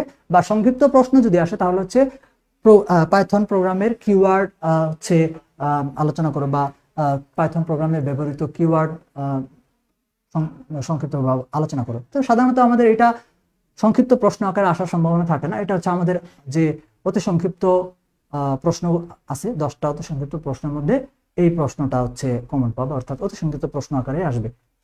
তাহলে আমাদের দ্বিতীয় অধ্যায়ের জন্য অতি সংক্ষিপ্ত কি শিখবো? প্রথমত হচ্ছে পাইথন প্রোগ্রামিং বলতে কি বোঝায়, পাইথন প্রোগ্রামিং কাকে বলে এটা। তারপর 2 নাম্বার যেটা শিখবো সেটা হচ্ছে আমাদের কি কিওয়ার্ড বলতে কি বোঝায়, বা কিওয়ার্ড কি, কিওয়ার্ড কাকে বলে এটা। ঠিক আছে। আচ্ছা, তো এখানে দেখো পরবর্তী যে প্রশ্ন দুইটা আছে অতি সংক্ষিপ্তের জন্য, সেটা হচ্ছে আইডেন্টিফায়ার কি, আইডেন্টিফায়ার বলতে কি বোঝো, বা টোকেন কাকে বলে, বা টোকেন বলতে কি বোঝায়। এই দুইটা টপিক হচ্ছে আমাদের পরবর্তীতে মানে হচ্ছে অতি সংক্ষিপ্ত। তাহলে অতি সংক্ষিপ্তের জন্য পাইথন, পাইথন কি, তারপর হচ্ছে কিওয়ার্ড বলতে কি বোঝায়, আইডেন্টিফায়ার এন্ড টোকেন, এই দুইটা জিনিস। তো আইডেন্টিফায়ারটা কি? পাইথন প্রোগ্রামে ভেরিয়েবল, ফাংশন, ক্লাস বা মডিউলের নামকরণের জন্য যে নাম ব্যবহার করা হয় তাকে হচ্ছে আইডেন্টিফায়ার বলে। দেখো আমরা পাইথন প্রোগ্রাম, পাইথন ল্যাঙ্গুয়েজটা ব্যবহার করে, যে কোনো প্রোগ্রামিং ল্যাঙ্গুয়েজ ব্যবহার করে যখন আমরা একটা ভেরিয়েবল ডিক্লেয়ার করব, বা একটা ফাংশন ক্রিয়েট করব, বা একটা ক্লাস ডিক্লেয়ার করব, বা একটা ক্লাস তৈরি করব, অথবা আমরা একটা মডিউল বানাবো, প্রত্যেকটার জন্য আমাদের কি করতে হবে? একটা নাম নির্ধারণ করতে হবে। ভেরিয়েবলের জন্য একটা নাম নির্ধারণ করতে হবে ভেরিয়েবল ডিক্লেয়ার করার সময়, ফাংশন ক্রিয়েট করার সময় ফাংশনের জন্য একটা নাম নির্ধারণ করতে হবে, ক্লাস যদি আমরা তৈরি করতে চাই বা নিতে চাই তাহলে ক্লাসের জন্য একটা নাম দিতে হবে, তারপর হচ্ছে মডিউল তৈরি করতে হলে মডিউলের জন্য একটা নাম নিতে হবে। প্রত্যেকটা ক্ষেত্রে এগুলোর জন্য একটা নাম আমাদেরকে অবশ্যই নিতে হবে। এই যে নামটা, এই নামটাই আমাদের কি করবে? ওই ভেরিয়েবল বা ওই ক্লাস বা ওই হচ্ছে আমাদের ফাংশন এর যে পরিচয়টা বহন করবে, ওইটা বোঝাবে। তো এই যে পুরো ব্যাপারটা আছে, এগুলাকে হচ্ছে কি বলে? এটাকে হচ্ছে আর কি আইডেন্টিফায়ারটা বলে। যে নামগুলো আমরা ব্যবহার করতেছি সেই নামগুলো হচ্ছে মূলত আইডেন্টিফায়ার। ঠিক আছে। আচ্ছা, তো এখানে যেমন দেখো কি করা হয়েছে, একটা ভেরিয়েবল নেওয়া হয়েছে, যে ভেরিয়েবলের নামটা দিচ্ছি user age, user underscore age. ঠিক আছে, এটা একটা ভেরিয়েবল, এই ভেরিয়েবলের মধ্যে একটা ইন্টিজার টাইপের ডাটা হচ্ছে অ্যাসাইন করে দেওয়া হয়েছে। ঠিক আছে। অথবা আমরা একটা ফাংশন ক্রিয়েট করতেছি, ধর হচ্ছে ডেফ হচ্ছে ক্যালকুলেটর, এরকম ক্যালকুলেটর নামে একটা ফাংশন আমরা তৈরি করলাম। ডেফটা হচ্ছে ফাংশন ক্রিয়েট করার জন্য কিওয়ার্ড, আর ক্যালকুলেটরটা আমরা কি করলাম? ফাংশন এর নাম দিলাম। এই যে আমরা এখানে যে ফাংশনের জন্য নামটা দিলাম, এই নামটাও একটা আইডেন্টিফায়ার। বুঝতে পারছো? আচ্ছা, এরপর হচ্ছে টোকেন। তো টোকেনটা হচ্ছে একটি পাইথন প্রোগ্রামের সবচেয়ে ক্ষুদ্রতম এককগুলোকে, অর্থাৎ স্মলেস্ট ইন্ডিভিজুয়াল ইউনিটগুলোকে হচ্ছে একত্রে কি বলা হয়? টোকেন বলা হয়। এর মধ্যে হচ্ছে কিওয়ার্ড, আইডেন্টিফায়ার, অপারেটর সবই হচ্ছে অন্তর্ভুক্ত থাকে। তাহলে দেখো আমাদের পাইথন প্রোগ্রামের ক্ষেত্রে আমরা যে নামগুলো ব্যবহার করি ক্লাস বা ফাংশন এগুলো ডিক্লেয়ার করার জন্য, ঠিক আছে। তো এটা আমাদের হচ্ছে আইডেন্টিফায়ার। তাহলে আইডেন্টিফায়ারের মধ্যে কি কিসের কার নাম আছে? যে নামগুলো আমরা ব্যবহার করে থাকি ফাংশনের জন্য হতে পারে, ভেরিয়েবলের জন্য হতে পারে, ক্লাসের জন্য হতে পারে, বা মডিউলের জন্য হতে পারে। ঠিক আছে। আবার আমরা যদি খেয়াল করি, আমাদের হচ্ছে এরকম ভাবে হচ্ছে কিওয়ার্ড আমাদের আছে। যেমন ধরো হচ্ছে আমরা যদি ফাংশন তৈরি করতে চাই হচ্ছে ডেফ কিওয়ার্ডটা ব্যবহার করতে হয়। আমরা যদি ইনপুট নিতে চাই সেক্ষেত্রে আমাদের ইনপুট মেথডের জন্য ইনপুট যে কিওয়ার্ড আছে সেটা ব্যবহার করতে হয়। তারপর ধরো হচ্ছে আমরা যদি কি করতে চাই, একটা ক্লাস ডিক্লেয়ার করতে চাই, কিংবা এরকম যে আমাদের কিওয়ার্ডগুলো আছে, সেই কিওয়ার্ডগুলোর কিন্তু আমাদের একটা নির্দিষ্ট একটা মানে ওই কিওয়ার্ডের জন্য যে ওয়ার্ডটা আমরা ব্যবহার করতে, সেটাকেও আমরা কি করতে পারি? একটা মানে নির্ধারিত বা নির্দিষ্ট একটা জিনিসকেই বোঝাচ্ছে নামের মতোই। ঠিক আছে। তো সেটা কিন্তু আইডেন্টিফায়ার না, সেটা হচ্ছে কিওয়ার্ড। তো এইরকম কিওয়ার্ড, আইডেন্টিফায়ার, অপারেটরগুলো হচ্ছে কি, যে ধরো হচ্ছে প্লাস, মাইনাস, ঠিক আছে, তারপর হচ্ছে মানে যোগ, বিয়োগ, গুণ, ভাগ, হ্যাঁ, লজিক্যাল অপারেটরগুলোর মধ্যে হচ্ছে অ্যান্ড, অর, নট। এই যে আমাদের প্রত্যেকটা ব্যাপারগুলো আছে, এই প্রত্যেকটা বিষয়গুলোকে একত্রে যখন আমরা আর কি আলোচনা করব, বা একত্রে যখন আমরা কোনো একটা জায়গা অন্তর্ভুক্ত করব, বা একত্রে যখন এই ব্যাপারগুলো আসবে, তখন সেটাকে হচ্ছে আমরা কি বলতেছি? টোকেন বলতেছি। ঠিক আছে, টোকেন বলতেছি।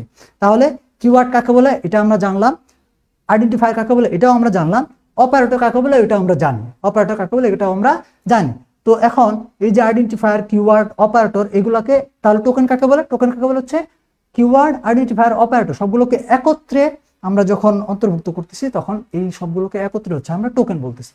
ঠিক আছে। আচ্ছা, এরপর আসো পরবর্তীতে আমরা হচ্ছে তাহলে আমাদের অতি সংক্ষিপ্তের জন্য দ্বিতীয় অধ্যায় থেকে কোন কোন বিষয়গুলো গুরুত্বপূর্ণ এটা আমরা দেখে ফেললাম। এখন আমাদের হচ্ছে পরবর্তী যে চলে যায়, আমাদের হচ্ছে এখানে যেটা আছে সেগুলো হচ্ছে আমাদের কি সংক্ষিপ্ত প্রশ্নের জন্য। ঠিক আছে, সংক্ষিপ্ত প্রশ্নের জন্য যেমন হচ্ছে সংক্ষিপ্ত প্রশ্নের জন্য হচ্ছে আমাদের যে আউটপুটের নোটেশন এখানে আমাদের দেওয়া আছে, তারপর হচ্ছে কমেন্টের নোটেশন দেওয়া আছে। ঠিক আছে, এখানে আমাদের দেখো এখানে যেটা আছে আর কি, আমরা যে প্রিন্ট এর যে আমাদের এখানে সিনট্যাক্স, ঠিক আছে, প্রিন্টের সিনট্যাক্সটা আমাদের যদি পরীক্ষার প্রশ্ন আসে যে প্রিন্ট ফাংশনের সিনট্যাক্স লিখো, সেক্ষেত্রে হচ্ছে আমরা এটা ফলো করব। তারপর হচ্ছে কমেন্ট কাকে বলে বা কমেন্ট বলতে কি বোঝায়, এটা আমাদের পরীক্ষায় প্রশ্ন আসে। তো এই ক্ষেত্রে হচ্ছে কমেন্ট হলো সোর্স কোডের মধ্যে লেখা এমন কিছু ব্যাখ্যা বা নোট যা হচ্ছে আমাদের। আর আচ্ছা, এই কমেন্টটা হচ্ছে কি, আমরা প্রোগ্রাম যে লিখি, প্রোগ্রাম লেখার সময় কোনো একটা স্টেপ বা কোনো একটা ধাপে আমরা এমন একটা লাইন লিখবো যেটা ওই লাইনের কোডগুলোকে বা স্টেপটাকে হচ্ছে বোঝানোর জন্য আমরা একটা হচ্ছে মন্তব্য তৈরি করব, যেটা প্রোগ্রাম রান করার সাথে কোনো সম্পর্ক থাকবে না। হ্যাঁ, তো এই ক্ষেত্রে আমরা হচ্ছে পাইথন প্রোগ্রামে হচ্ছে হ্যাশ এই সাইনটা দিয়ে আমরা একটা স্টেটমেন্ট বা একটা লাইন লিখি। তো এটা হচ্ছে একটা কমেন্ট, ঠিক আছে, এটা হচ্ছে একটা কমেন্ট, এভাবে তোমরা খেয়াল রাখবা, ঠিক আছে। তো কমেন্ট বলতে কি বোঝায়, কমেন্ট কাকে বলে আমাদের। তারপর হচ্ছে এখানে এই যে প্রশ্নটা, এখানে যে কোডের যে অংশটা দেওয়া আছে, এটা কিসের জন্য, এটা হচ্ছে প্রিন্ট যে ফাংশনটা আছে বা প্রিন্ট যে প্রিন্টের সিনট্যাক্স যদি আমাদেরকে লিখতে বলে, সেক্ষেত্রে হচ্ছে আমাদের এটা। ওকে, আচ্ছা, এরপর হচ্ছে ওকে, তারপর হচ্ছে আইডেন্টিফায়ার নামকরণের নিয়মাবলী। আইডেন্টিফায়ার নামকরণের নিয়মাবলীগুলো এখানে দেওয়া আছে। অর্থাৎ আমরা যে ভেরিয়েবলের নামকরণ করব বা হচ্ছে আমরা যদি ইউজার ডিফাইন কিওয়ার্ড তৈরি করতে চাই, সেক্ষেত্রে সেগুলো যে নাম ব্যবহার করব, এই ক্ষেত্রে এই নামগুলো তৈরি করার জন্য বা নামগুলো ব্যবহারের জন্য কিছু নিয়ম কানুন থাকবে। এই নিয়ম কানুনগুলো ফলো করে আমাদেরকে নামগুলো তৈরি করতে হবে বা লিখতে হবে। যেমন এখানে এই নিয়ম কানুনগুলো দেওয়া আছে। সেক্ষেত্রে এই যেমন হচ্ছে আমরা একটা ভেরিয়েবল তৈরি করব, ভেরিয়েবলের জন্য একটা নাম লিখবো, সেক্ষেত্রে এই নামটা লেখার জন্য কোন কোন শর্ত আমাদেরকে মেনে চলতে হবে, কি কোন কোন বিষয়গুলা আমাদের হচ্ছে আর কি ভেরিয়েবলের নামকরণের জন্য সঠিক হবে, ঠিক আছে। এই বিষয়গুলো হচ্ছে তোমরা শিখবে, এই নিয়মকানুনগুলো তোমাদেরকে শিখতে হবে, ঠিক আছে। এগুলো হচ্ছে সংক্ষিপ্ত প্রশ্নের জন্য ইম্পর্টেন্ট, ঠিক আছে। আর তোমাদেরকে আমি যেটা বললাম, ওই যে পাইথন প্রোগ্রাম বলতে কি বোঝায়, পাইথন প্রোগ্রামের ওই যে বৈশিষ্ট্যের জন্য বললাম তোমাদেরকে, হাই লেভেল প্রোগ্রামিং ল্যাঙ্গুয়েজ, ঠিক আছে। তারপর হচ্ছে ডাইনামিক্যালি টাইপড, তারপর কি ছিল আরো, তারপর ছিল হচ্ছে এই যে দেখো আমরা এখান থেকে যেটা দেখছিলাম অতি সংক্ষিপ্ত প্রশ্ন, যে object oriented, high level programming language, interpreted and dynamically typed, চারটা মূল বৈশিষ্ট্য। আর হচ্ছে আরেকটা দেখছিলাম আমরা কি, সহজবোধ্য এবং পাওয়ারফুল বা শক্তিশালী, ঠিক আছে। তো এই বিষয়গুলো আমরা দেখো, এই যে আমরা এই যে এখানে যে বৈশিষ্ট্যগুলো দেখতেছি, এই বৈশিষ্ট্যগুলো নিয়ে হচ্ছে আমরা আলোচনা করতে পারি। তো আমাদের প্রধান বৈশিষ্ট্যগুলো কি, ওইখান থেকে আমরা চারটা দেখলাম। এখানে কিন্তু আমরা আরো কয়েকটা বৈশিষ্ট্য এখানে দেখতে পাচ্ছি, যেমন হচ্ছে এই যে নতুন একটা বৈশিষ্ট্য এখানে দেখতে পাচ্ছি, যেটা হচ্ছে বিশাল লাইব্রেরি সাপোর্ট, ঠিক আছে। বিশাল লাইব্রেরি সাপোর্ট বলতে এখানে পাইথন প্রোগ্রামের মধ্যে অলরেডি যে কিওয়ার্ডগুলো আছে, কিওয়ার্ড, তারপর হচ্ছে বিভিন্ন রকমের ফাংশন, এগুলো হচ্ছে আমাদের অনেক হচ্ছে যেগুলো আমাদের একটা সাধারণ বা বেসিক টাইপের হচ্ছে প্রোগ্রাম লেখার ক্ষেত্রে তৈরি করতে হবে বা লাগবে, প্রয়োজন হবে, সেগুলো অলরেডি ডিফল্ট ভাবে পাইথনের মধ্যে থাকে। তো এই কারণে হচ্ছে এটাকে বিশাল একটা লাইব্রেরির সাপোর্টের একটা ব্যাপার হচ্ছে বলা হয়েছে, এই বৈশিষ্ট্য হচ্ছে এখানে রাখা হয়েছে। তারপর দেখো, রচনামূলকের ক্ষেত্রে আমরা হচ্ছে যে পাইথনের জন্য যে জিনিসটা মনে রাখবো, সেটা হচ্ছে ডকুমেন্টেশন, ঠিক আছে। ডকুমেন্টেশন অর্থাৎ পাইথন প্রোগ্রামের যে ডকুমেন্টেশনটা আছে, পাইথন প্রোগ্রামিং এর ডকুমেন্টেশন চিত্র সহ ব্যাখ্যা করো বা হচ্ছে ডকুমেন্টেশনের ছকটা অঙ্কন করো। তো এটা এটা আমাদের হচ্ছে যদি সংক্ষিপ্ত আকার হয়, সেই ক্ষেত্রে হচ্ছে আমাদের যে ছকটা দেওয়া আছে বা ডকুমেন্টেশনের জন্য যে পয়েন্টগুলো আছে, সেই পয়েন্টগুলো সিরিয়ালি হচ্ছে আমরা ব্লকে একটা একটা করে ব্লকে আমরা লিখে দিতে পারবো। আর যদি আমাদেরকে ব্যাখ্যা করতে হয়, সেক্ষেত্রে প্রত্যেকটার জন্য আমাদের ব্যাখ্যাও লিখতে হবে, ঠিক আছে। ডকুমেন্টেশনের যে প্রশ্নটা, এটাও একটা থিওরি ভিত্তিক প্রশ্ন, ঠিক আছে। তাহলে এখানে আমাদের কি হচ্ছে, ডকুমেন্টেশনের প্রথমটা হচ্ছে এই যে প্রথমে হচ্ছে আমাদের কি ডকুমেন্টেশন সেকশন, তারপর হচ্ছে ইম্পোর্ট সেকশন আমাদের আসবে, তারপর হচ্ছে গ্লোবাল ডিক্লারেশন, তারপর হচ্ছে ফাংশন অ্যান্ড হচ্ছে ক্লাস ডেফিনেশন, তারপর হচ্ছে মেইন প্রোগ্রাম বা বডি, তারপর হচ্ছে কোটেশন, তারপর হচ্ছে কমেন্টস। তো এই হচ্ছে আমাদের পাইথন প্রোগ্রামিং এর যে ডকুমেন্টেশনের যে ধাপগুলো, সেই ধাপটা, ডকুমেন্টেশনের যে ফ্লো চার্টটা, সেটা। এটা সাধারণত আমাদের হচ্ছে সংক্ষিপ্ত প্রশ্ন আকারে আসে, সেক্ষেত্রে হচ্ছে আমাদের স্টেপগুলো লিখে দিলে হচ্ছে হয়, কেমন। এই আচ্ছা, পাইথন নামকরণের কারণ কি, আচ্ছা এখানে হচ্ছে আমাদের এই যে এটার নাম কেন পাইথন দেওয়া হয়েছে, এটার উপর ভিত্তি করে হচ্ছে আমাদের একটা প্রশ্ন দেওয়া হয়েছে। তো পাইথনের ব্যাকগ্রাউন্ডে কিছু হচ্ছে ইতিহাস আমাদেরকে দেওয়া হয়েছে, যেখান থেকে আমরা কিছু জিনিস আমরা হচ্ছে পাবো। যেমন এখানে হচ্ছে আমরা যদি খেয়াল করি, এই যে দেখো, আচ্ছা এটা আমাদের সেরকম কোনো ইম্পর্টেন্ট কোনো বিষয় না। আচ্ছা ওকে, এখান থেকে কোন টপিক দেওয়া আছে, আচ্ছা এটা ছিল আমাদের কি প্রথম অধ্যায়, এবং দ্বিতীয় অধ্যায় থেকে আমরা কি কি পড়বো। আশা করি তোমরা এই অংশগুলো বা এই জিনিসটা রিভিশন করলে প্রথম অধ্যায় এবং দ্বিতীয় অধ্যায় থেকে তোমরা হচ্ছে শতভাগ অতি সংক্ষিপ্ত, সংক্ষিপ্ত, রচনামূলক আর কি হচ্ছে কমন পাওয়ার সম্ভাবনা থাকবে। এরপর আসো আমরা 3 নাম্বার এবং হচ্ছে 4 নাম্বার চ্যাপ্টার থেকে হচ্ছে দেখি কেমন।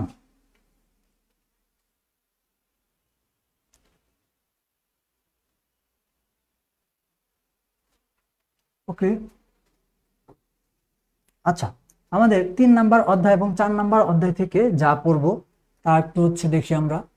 ওকে, প্রথমত হচ্ছে আমরা অতি সংক্ষিপ্ত হচ্ছে কি পড়ব। অতি সংক্ষিপ্ত হচ্ছে ভেরিয়েবল বলতে কি বোঝায়, ভেরিয়েবল কাকে বলে, এটা আমরা পড়ব। ঠিক আছে, মেমোরির একটি সংরক্ষিত স্থান বা হচ্ছে নাম, যা হচ্ছে ডাটা কি করে ধারণ করে। তো এখানে আমাদের হচ্ছে ভেরিয়েবলের সংজ্ঞাটা শর্ট একটা সংজ্ঞা দেওয়া আছে, তো এটা তোমরা হচ্ছে শিখবে। আমি হচ্ছে টপিকগুলো খেয়াল করি এখান থেকে সব।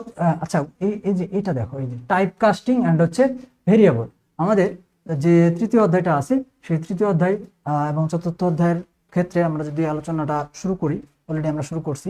তো এখান থেকে আমাদের ক বিভাগের জন্য অর্থাৎ অতি সংক্ষিপ্তের জন্য তৃতীয় অধ্যায় থেকে গুরুত্বপূর্ণ টপিকগুলোর মধ্যে প্রথমত হচ্ছে ভেরিয়েবল, তারপর হচ্ছে টাইপ কাস্টিং। এই দুটা টপিক আমাদের জন্য গুরুত্বপূর্ণ হবে। অ্যান্সার সহ এখানে তোমরা দেখে নিতে পারো। এরপর এখানে যেটা দেওয়া আছে সেটা হচ্ছে পাইথনে ব্যবহৃত প্রধান যে ডাটা টাইপগুলো আছে সেই ডাটা টাইপগুলো, অর্থাৎ পাইথন প্রোগ্রামিং এর ব্যবহৃত ডাটা টাইপ কয় প্রকার ও কি কি, বা ডাটা টাইপগুলো উদাহরণ সহ সংক্ষিপ্তভাবে আলোচনা করো, ডাটা টাইপের সংজ্ঞা দাও। এরকম ভাবে হচ্ছে আমাদের প্রশ্নটা হওয়ার সম্ভাবনা থাকে, বা আমাদের এই টপিকটা রচনামূলক আসার সম্ভাবনা থাকে, যেটা হচ্ছে একটা থিওরি ভিত্তিক অ্যান্সার। এখানে কি হচ্ছে আমাদের ডাটা টাইপের যে উদাহরণগুলো, প্রথমত হচ্ছে নিউমেরিক বা হচ্ছে সংখ্যাভিত্তিক, পূর্ণ সংখ্যাভিত্তিক ডাটা টাইপ, বা হচ্ছে এই সংখ্যাভিত্তিক নিউমেরিক, ঠিক আছে, নাম্বার বা নিউমেরিক। এই নিউমেরিকের মধ্যে পূর্ণ সংখ্যা, দশমিক ভিত্তিক সংখ্যা এবং জটিল সংখ্যা, এগুলোর জন্য আলাদা আলাদা, যেমন ইন্টিজার, ফ্লোট অ্যান্ড হচ্ছে কমপ্লেক্স নাম্বার। এই হচ্ছে আমাদের যে সংখ্যাভিত্তিক বা নিউমেরিক ডাটা টাইপগুলো আছে সেটার হচ্ছে আমাদের আর কি প্রকারভেদগুলা।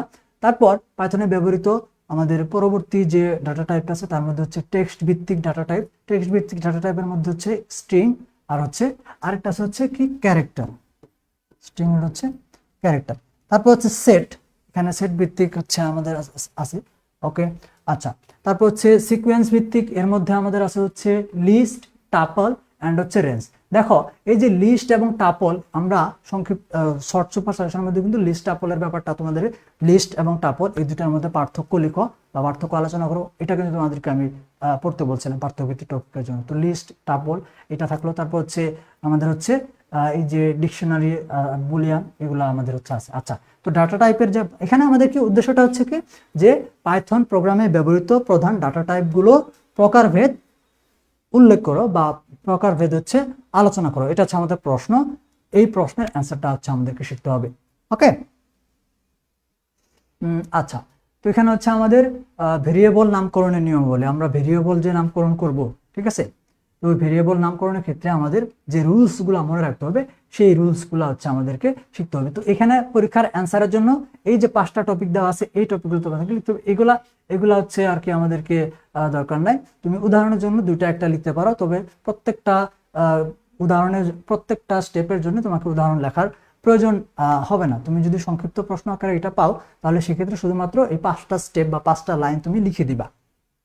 আর কোনোভাবে এটা যদি রচনামূলক প্রশ্ন হিসেবে আসে পরীক্ষায়, যেটা সম্ভাবনা খুবই কম, সেই ক্ষেত্রে তোমরা হচ্ছে একটা স্টেপ লিখবা, আর এই স্টেপের জন্য একটা একটা করে উদাহরণ দিবা, একটা ভ্যালিড উদাহরণ আর একটা ইনভ্যালিড উদাহরণ, একটা করে স্টেপ লিখবা, আর ওই একটা স্টেপের জন্য ভ্যালিড এবং ইনভ্যালিড উদাহরণ দিবা। যদি হিসেবে রচনামূলক প্রশ্ন হিসেবে চলে আসে এটা, যেটার সম্ভাবনা খুবই কম।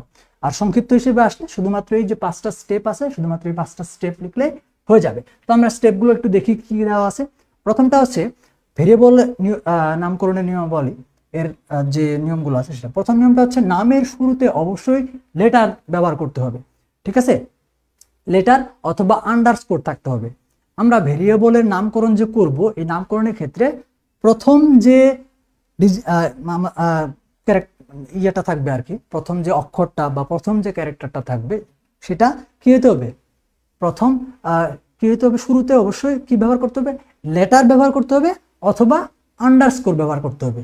অর্থাৎ আমরা স্পেশাল কোনো সাইন আমরা শুরুতে ব্যবহার করতে পারবো না, অথবা আমরা হচ্ছে কি করতে পারবো না, আমরা হচ্ছে নাম্বার যে ব্যবহার করতে পারবো না, এই ব্যাপারটা হচ্ছে আর কি বোঝানো হয়েছে যে আমরা শুরু করার ক্ষেত্রে শুধুমাত্র কি ব্যবহার করতে পারবো, কি আন্ডারস্কোর অথবা কোনো একটা লেটার, ছোট হাতের বড় হাতের যে কোনো একটা লেটার। যেমন ধরো এখানে হচ্ছে স্টুডেন্ট আন্ডারস্কোর নেম বা আন্ডারস্কোর এজ বা NUM1, ঠিক আছে। ছোট হাতে দিয়ে আমরা যদি বড় হাতে দিই যে NUM2, এরকম ভাবে আমরা হচ্ছে এইরকম ভাবে এগুলো হচ্ছে আমাদের ভ্যালিড হবে। আর এখানে ইনভ্যালিড উদাহরণ আছে, যেমন আমরা শুরু করলাম কি এই যে 1 স্টুডেন্ট বা হচ্ছে 9 NUM, এইভাবে আমরা হচ্ছে নাম্বার দিয়ে শুরু করতে পারবো না, সেটা হচ্ছে ইনভ্যালিড হবে। তারপর নামের শুরুতে কখনো সংখ্যা ব্যবহার করা যাবে না, এটা হচ্ছে আরেকটা বৈশিষ্ট্য বা নিয়ম, যেটা হচ্ছে আমরা ওখানে দেখছিলাম যে ইনভ্যালিড হিসেবে ছিল। আমরা কি করতে পারবো, শুরু শেষে হচ্ছে নাম্বার বা মাঝে হচ্ছে নাম্বার ব্যবহার করতে পারবো, কিন্তু শুরুতে ব্যবহার করতে পারবো না, শুরুতে কি করতে পারবো না, ব্যবহার করতে পারবো না। এই যে এটা আমাদের ছিল, এই যে এটার এই ক্ষেত্রে এই উদাহরণটা আসবে, ঠিক আছে। আচ্ছা, তো নামের মাঝে কোনো ফাঁকা স্থান বা স্পেস রাখা যাবে না, বা হচ্ছে স্পেশাল ক্যারেক্টার গ্রহণযোগ্য হবে না। আমরা কি দেখো, আমরা যদি ভেরিয়েবলের নামকরণ করতে সেক্ষেত্রে একটা নামের মধ্যে আমরা স্পেস ব্যবহার করতে পারবো না, ঠিক আছে, স্পেস ব্যবহার করতে পারবো না। যেমন ধরো আমরা কি, যেমন ধরো হচ্ছে কি মাই নেম, এটা এখানে হচ্ছে আমাদের কি স্পেস হয়ে গেল, তো এরকম ভাবে স্পেস থাকা যাবে না, এটা হচ্ছে কি হয়ে যাবে, ইনভ্যালিড হয়ে যাবে, এটা বলা হয়েছে। আবার আমরা হচ্ছে স্পেশাল ক্যারেক্টার ব্যবহার করতে মানে যেমন হচ্ছে পার্সেন্টেজ, হচ্ছে $, এগুলা গ্রহণযোগ্য হবে না, স্পেশাল ক্যারেক্টার গ্রহণযোগ্য হবে না।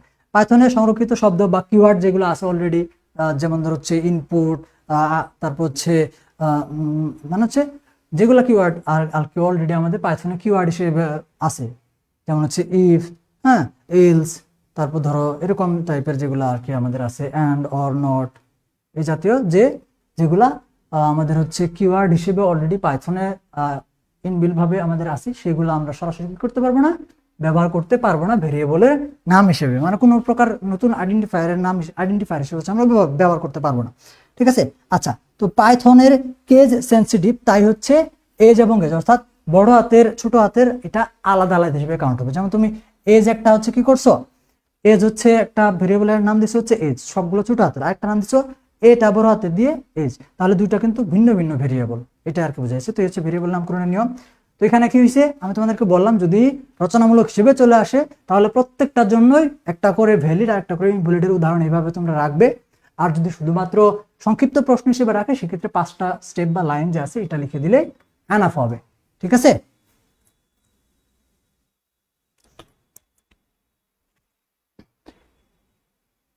স্যার কিছু শোনা যায় না, কিছু শোনা যায় না, শোনা যাবেও না।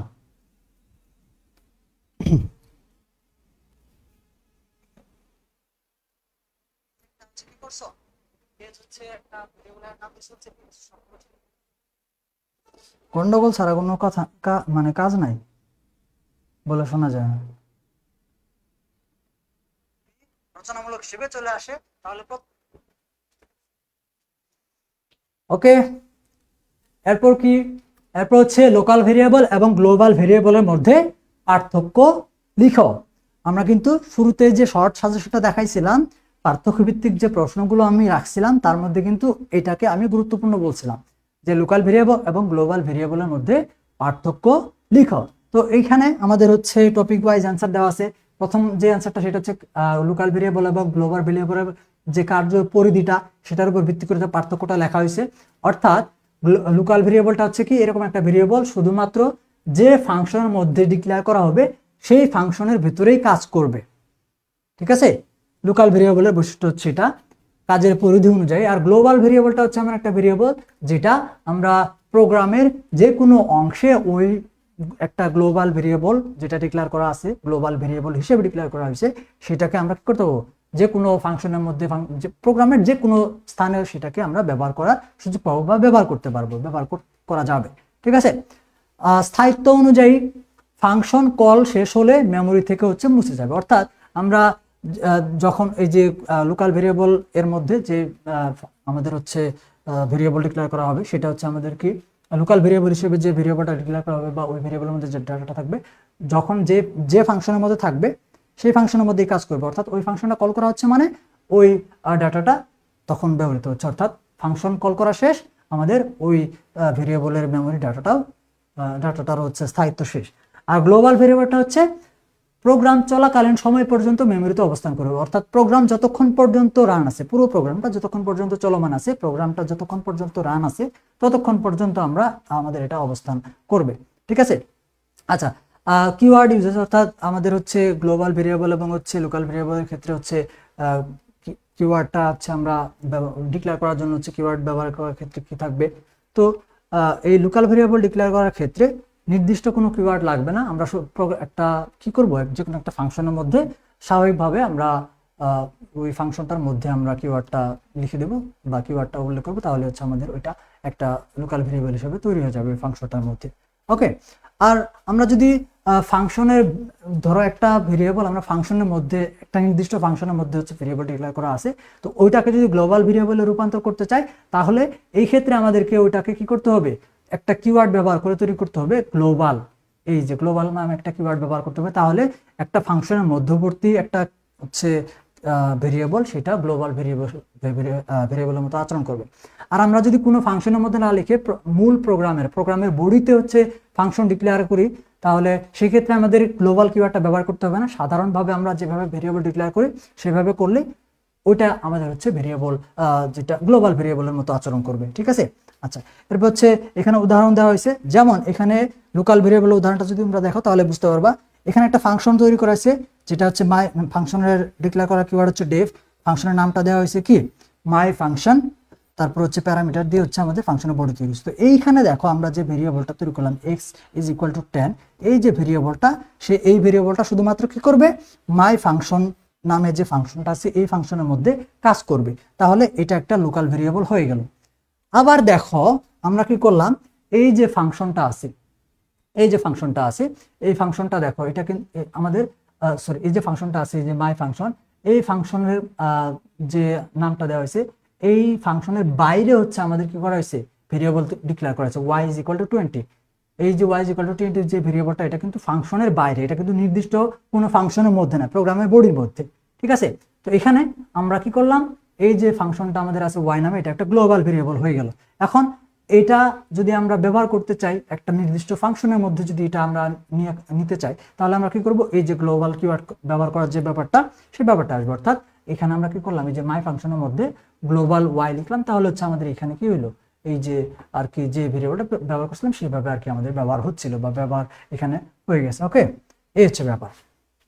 আচ্ছা, এরপর আরো যে পার্থক্যগুলো তোমরা ইতিমধ্যে পড়ছো বা পড়া আছে, সেই অনুযায়ী তোমরা হচ্ছে পড়বা। আচ্ছা, এখন আমাদের পরবর্তী প্রশ্নটা হচ্ছে যে ভেরিয়েবলের প্রয়োজনীয়তা কি, ভেরিয়েবল কিভাবে ডিক্লেয়ার করা হয়, ভেরিয়েবল ডিক্লেয়ারের নিয়ম কানুন লিখো, এটা হচ্ছে আমাদের প্রশ্ন। ভেরিয়েবল ডিক্লেয়ার করা সিনট্যাক্স, প্রশ্নটা হচ্ছে ভেরিয়েবল ডিক্লেয়ার করা সিনট্যাক্স লিখো বা ভেরিয়েবল ডিক্লেয়ার কিভাবে করা হয় সেটা লিখো, এটা হচ্ছে প্রশ্ন। আর প্রশ্ন হচ্ছে ভেরিয়েবল ডিক্লেয়ার প্রয়োজনীয়তা কি। তাহলে ডাটা মেমোরিতে সংরক্ষণ করা, অর্থাৎ আমরা প্রোগ্রামের মধ্যে যে ডাটাগুলো ব্যবহার করব, একটা প্রোগ্রাম তৈরি করার ক্ষেত্রে এই ডাটাগুলো রাখার জন্য একটা নির্দিষ্ট মেমোরি স্পেস লাগবে। তো এই মেমোরি স্পেসটাই হচ্ছে আমাদেরকে ভেরিয়েবল। তো আমাদের ভেরিয়েবলের প্রয়োজনীয়তা হচ্ছে এটা, মানে মূল জিনিসটা আমি বলে দিলাম, তোমরা অ্যান্সারটা এখান থেকে দেখে নিতে পারো বা যেভাবে অ্যান্সারটা শেখা আছে সেভাবে শিখে নেবে। ঠিক আছে। আচ্ছা, আমরা ভেরিয়েবল ডিক্লেয়ার করার ক্ষেত্রে কি করব, অর্থাৎ ভেরিয়েবল ঘোষণার নিয়ম কি, ভেরিয়েবল ডিক্লারেশনের নিয়ম কি। দেখো এখানে যে স্টেপগুলো আছে সেই স্টেপগুলো ফলো করে আমরা ভেরিয়েবল ডিক্লেয়ার করে থাকি পাইথন প্রোগ্রামের মধ্যে। প্রথমত হচ্ছে এখানে হচ্ছে পাইথনে ভেরিয়েবলের ডাটা টাইপ আগে থেকে বলে দিতে হয় না। আচ্ছা, তো এখানে দেখো আমাদের পাইথন প্রোগ্রামের ক্ষেত্রে আমরা যে একটা ভেরিয়েবল ধরো হচ্ছে কি করলাম, আমরা সাধারণত কি জানি যে আমরা এই যে ধরো হচ্ছে কি করলাম, মাই আন্ডারস্কোর ভেরিয়েবল, এরকম একটা ভেরিয়েবল আমি হচ্ছে এই নামে একটা ভেরিয়েবল আমি তৈরি করব।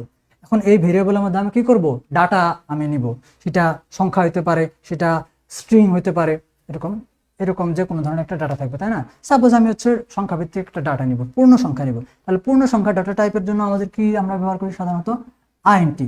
তো এই ক্ষেত্রে আমরা হচ্ছে এই পাইথন প্রোগ্রামের ক্ষেত্রে ডাটা টাইপটা আমরা ভেরিয়েবল ডিক্লেয়ারের ক্ষেত্রে শুরুতে আমাদের ডাটা টাইপটা লেখার প্রয়োজন নাই, ডাটা টাইপটা লেখার প্রয়োজন নেই, কারণ এটা ডাইনামিক্যালি টাইপ। তুমি কি করবা, তুমি হচ্ছে শুধুমাত্র মাই ভেরিয়েবলটা লিখে ইকুয়াল টু দিয়ে এখানে যদি এটাকে যদি অ্যাসাইন করো, এর মধ্যে ধরো হচ্ছে 10 লিখে দিলাম। এটা কি করবে, এই আইএনটি লেখা ছাড়াই, আইএনটি লেখা ব্যতীতই এটা হচ্ছে ইন্টিজার টাইপের ভেরিয়েবল হিসেবে কাজ করবে ডাইনামিক্যালি টাইপ হওয়ার কারণে। ঠিক আছে, পাইথনের যে বৈশিষ্ট্যটা আছে না, যে ডাইনামিক্যালি টাইপ প্রোগ্রামিং ল্যাঙ্গুয়েজ, এই কারণে।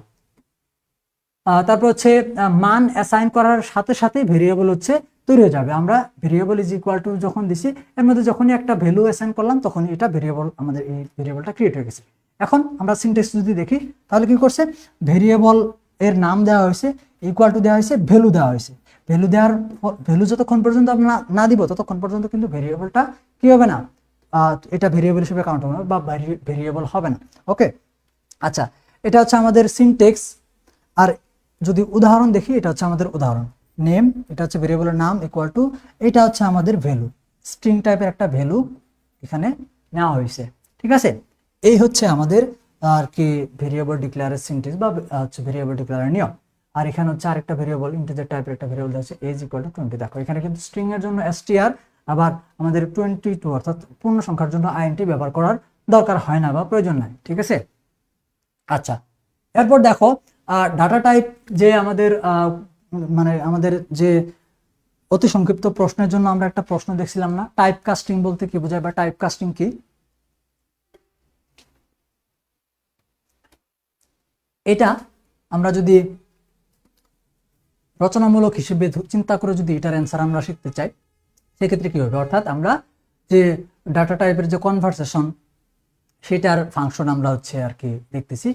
আচ্ছা, খেয়াল করো এখানে আমাদের প্রশ্নটা হচ্ছে যে ইন্টিজার টাইপ পূর্ণ সংখ্যায় রূপান্তর। আমরা যদি কি করতে চাই, কোনো একটা ডাটাকে বা মানে ডাটা টাইপ যে আছে আমাদের, একটা ডাটা টাইপ থেকে অন্য একটা ডাটা টাইপে আমরা হচ্ছে কনভার্ট করব বা রূপান্তর করব। এই ক্ষেত্রে আমাদের যে ফাংশনগুলো মনে রাখতে হবে বা এই ক্ষেত্রে যে আমরা ফাংশনগুলো অ্যাপ্লাই করব, সেই ফাংশনগুলো বা হচ্ছে সেই নিয়মকানুনগুলো হচ্ছে তোমরা এখানে চোখে দেখতে পাইতেছো। ঠিক আছে, তো এটা আমাদের গুরুত্বপূর্ণ প্রশ্ন না, তবে আমাদের অতি সংক্ষিপ্ত হিসেবে দেখো টাইপ কাস্টিং, এই যে কথাটা লেখা আছে না, টাইপ কাস্টিং কাকে বলে, টাইপ কাস্টিং বলতে কি বোঝায়, এই যে প্রশ্নটা, এটা আমাদের অতি সংক্ষিপ্ত হিসেবে কিন্তু পরীক্ষায় আসবেই। ঠিক আছে, যেটা আমরা শুরুতে দেখাছিলাম, এই আনসারটা তোমরা একটু শিখে রাখবা। ওকে, আচ্ছা, এরপর অপারেটর এর যে প্রশ্নটা, ঠিক আছে, পাইথন প্রোগ্রামে ব্যবহৃত অপারেটর কত প্রকার ও কি কি আলোচনা করো। এটা হচ্ছে সম্পূর্ণরূপে আমাদের যে আর কি গ বিভাগ অর্থাৎ রচনামূলকের জন্য যে অ্যান্সারটা সেটা হবে। আর আমাদের যদি সংক্ষিপ্ত প্রশ্ন আকার আসে, সেই ক্ষেত্রে আমাদের সবগুলো লিখতে হবে না, শুধুমাত্র আমাদের প্রশ্ন হবে এরকম, আমাদের যে পাইথনে ব্যবহৃত অপারেটর কত প্রকার ও কি কি, সেক্ষেত্রে শুধুমাত্র আমাদের প্রকারভেদ এর নামগুলো লিখতে হবে। আর রচনামূলক হিসেবে যদি আমাদের আসে, যেটা একটা থিওরি ভিত্তিক রচনামূলক হবে, তো থিওরি ভিত্তিকের জন্য আমি আবার একটু বলি তোমাদেরকে, প্রথম অধ্যায় থেকে হচ্ছে প্রোগ্রাম পরিকল্পনার ধাপসমূহ আলোচনা করো। তারপর হচ্ছে ডাটা টাইপ, পাইথন প্রোগ্রামে ব্যবহৃত ডাটা টাইপ কত প্রকার ও কি কি উদাহরণ সহ আলোচনা করো। তারপর হচ্ছে পাইথন প্রোগ্রামে ব্যবহৃত অপারেটর কত প্রকার ও কি কি উদাহরণ সহ আলোচনা করো। এই যে এগুলো হচ্ছে আমাদের থিওরি ভিত্তিক প্রশ্নের জন্য গুরুত্বপূর্ণ। ঠিক আছে, আচ্ছা, আর সংক্ষিপ্ত যদি আমাদের হচ্ছে আর কি সংক্ষিপ্ত প্রশ্ন হিসেবে আসে, সেক্ষেত্রে শুধুমাত্র অপারেটর সংখ্যাটা আসবে। যদি অতি সংক্ষিপ্ত আসে আর কি, তাহলে অপারেটর সংখ্যাটা আসবে। যদি সংক্ষিপ্ত প্রশ্ন হিসেবে আসে, তাহলে যে কোনো প্রকারভেদের যে 7 প্রকারের যে অপারেটর আছে, তার মধ্যে যে কোনো একটা নির্দিষ্ট প্রকারভেদের অপারেটরের হচ্ছে আমাদের আর কি সংজ্ঞা এবং হচ্ছে উদাহরণটা আসবে। যেমন ধরো হচ্ছে আমাদের হচ্ছে অ্যারিথমেটিক অপারেটর বলতে কি বোঝায়, উদাহরণ দাও, এরকম একটা প্রশ্ন হয়ে গেল। এটা প্রশ্নগুলো হচ্ছে আমাদের কি আসবে, সংক্ষিপ্ত প্রশ্ন হিসেবে আসার সম্ভাবনা থাকবে। আর অতি সংক্ষিপ্ত হিসেবে এই অপারেটর উপর ভিত্তি করে কি আসবে, এই যে দেখো প্রশ্নের টপিক দেওয়া আছে, সেটা হচ্ছে অপারেটর প্রেসিডেন্স বা অপারেটর প্রেসিডেন্সি বলতে কি বোঝায়। এটা কিন্তু ইম্পর্টেন্ট একটা অতি সংক্ষিপ্ত প্রশ্ন। ঠিক আছে, তারপর হচ্ছে মেম্বারশিপ অপারেশন কাকে বলে, মেম্বারশিপ অপারেশন কাকে বলে, এন্ড হচ্ছে অপারেটর প্রেসিডেন্সি কি। এই দুইটা হচ্ছে সংক্ষিপ্ত প্রশ্ন তোমাদের জন্য ইম্পর্টেন্ট, যেটা হচ্ছে চতুর্থ অধ্যায় থেকে। ঠিক আছে, আচ্ছা, চতুর্থ অধ্যায় থেকে পার্থক্য ভিত্তিক প্রশ্নের মধ্যে আমাদের হচ্ছে অপারেন্ট এবং অপারেটর, এই দুটার মধ্যে পার্থক্য লিখো। অপারেটর কাকে বলে এই সংজ্ঞাটা শিখতে হবে, অপারেন্টের সংজ্ঞাটা শিখতে হবে, তারপর অপারেটর এবং অপারেন্ডের বৈশিষ্ট্যগুলো শেখা থাকলে আমাদের অপারেটর এবং অপারেন্ডের মধ্যে যে পার্থক্যটা আছে সেই পার্থক্যটা আমরা আলোচনা করতে পারবো। এখানে দেখো খুব সুন্দর করে বুঝাই দেওয়া হয়েছে, একটা ফাংশন এখানে দেওয়া হয়েছে, যেমন ধরো হচ্ছে c is equal to a plus b, এরকম একটা জিনিস এখানে দেখানো হয়েছে। তো সি একটা ভেরিয়েবল ডিক্লেয়ার করা হয়েছে যার মধ্যে এ এবং বি দুটা ভেরিয়েবলকে যোগ করা হচ্ছে, ঠিক আছে। তাহলে এই যে আমাদের এখানে এ এবং বি এই দুইটা মূলত আমরা যদি যোগ বুঝাই, তার মানে এ একটা ডাটা, বি একটা ডাটা, যে দুইটা ডাটাকে কি করা হচ্ছে, অপারেশন করা হচ্ছে, একটা অপারেশনে প্রয়োগ করা হচ্ছে, যে অপারেশনটা হচ্ছে আমরা কি ব্যবহার করতেছি, প্লাস। তো প্লাস সাইনটা হচ্ছে পুরো প্রক্রিয়াটাকে আমরা একটা অপারেশন বলতেছি, একটা অপারেশন সম্পন্ন হচ্ছে।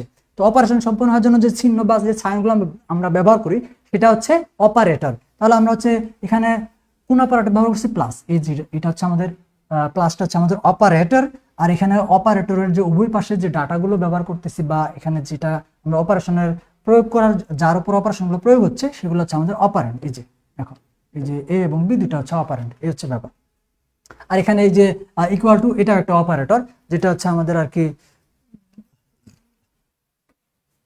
অ্যাসাইন হচ্ছে, এটা হচ্ছে আমাদের কি অ্যাসাইনমেন্ট অপারেটর। এটা হচ্ছে অ্যাসাইনমেন্ট অপারেটর। এটা হচ্ছে প্লাস মাইনাস, তারপর হচ্ছে আমাদের যোগ বিয়োগ গুণ ভাগ এগুলা।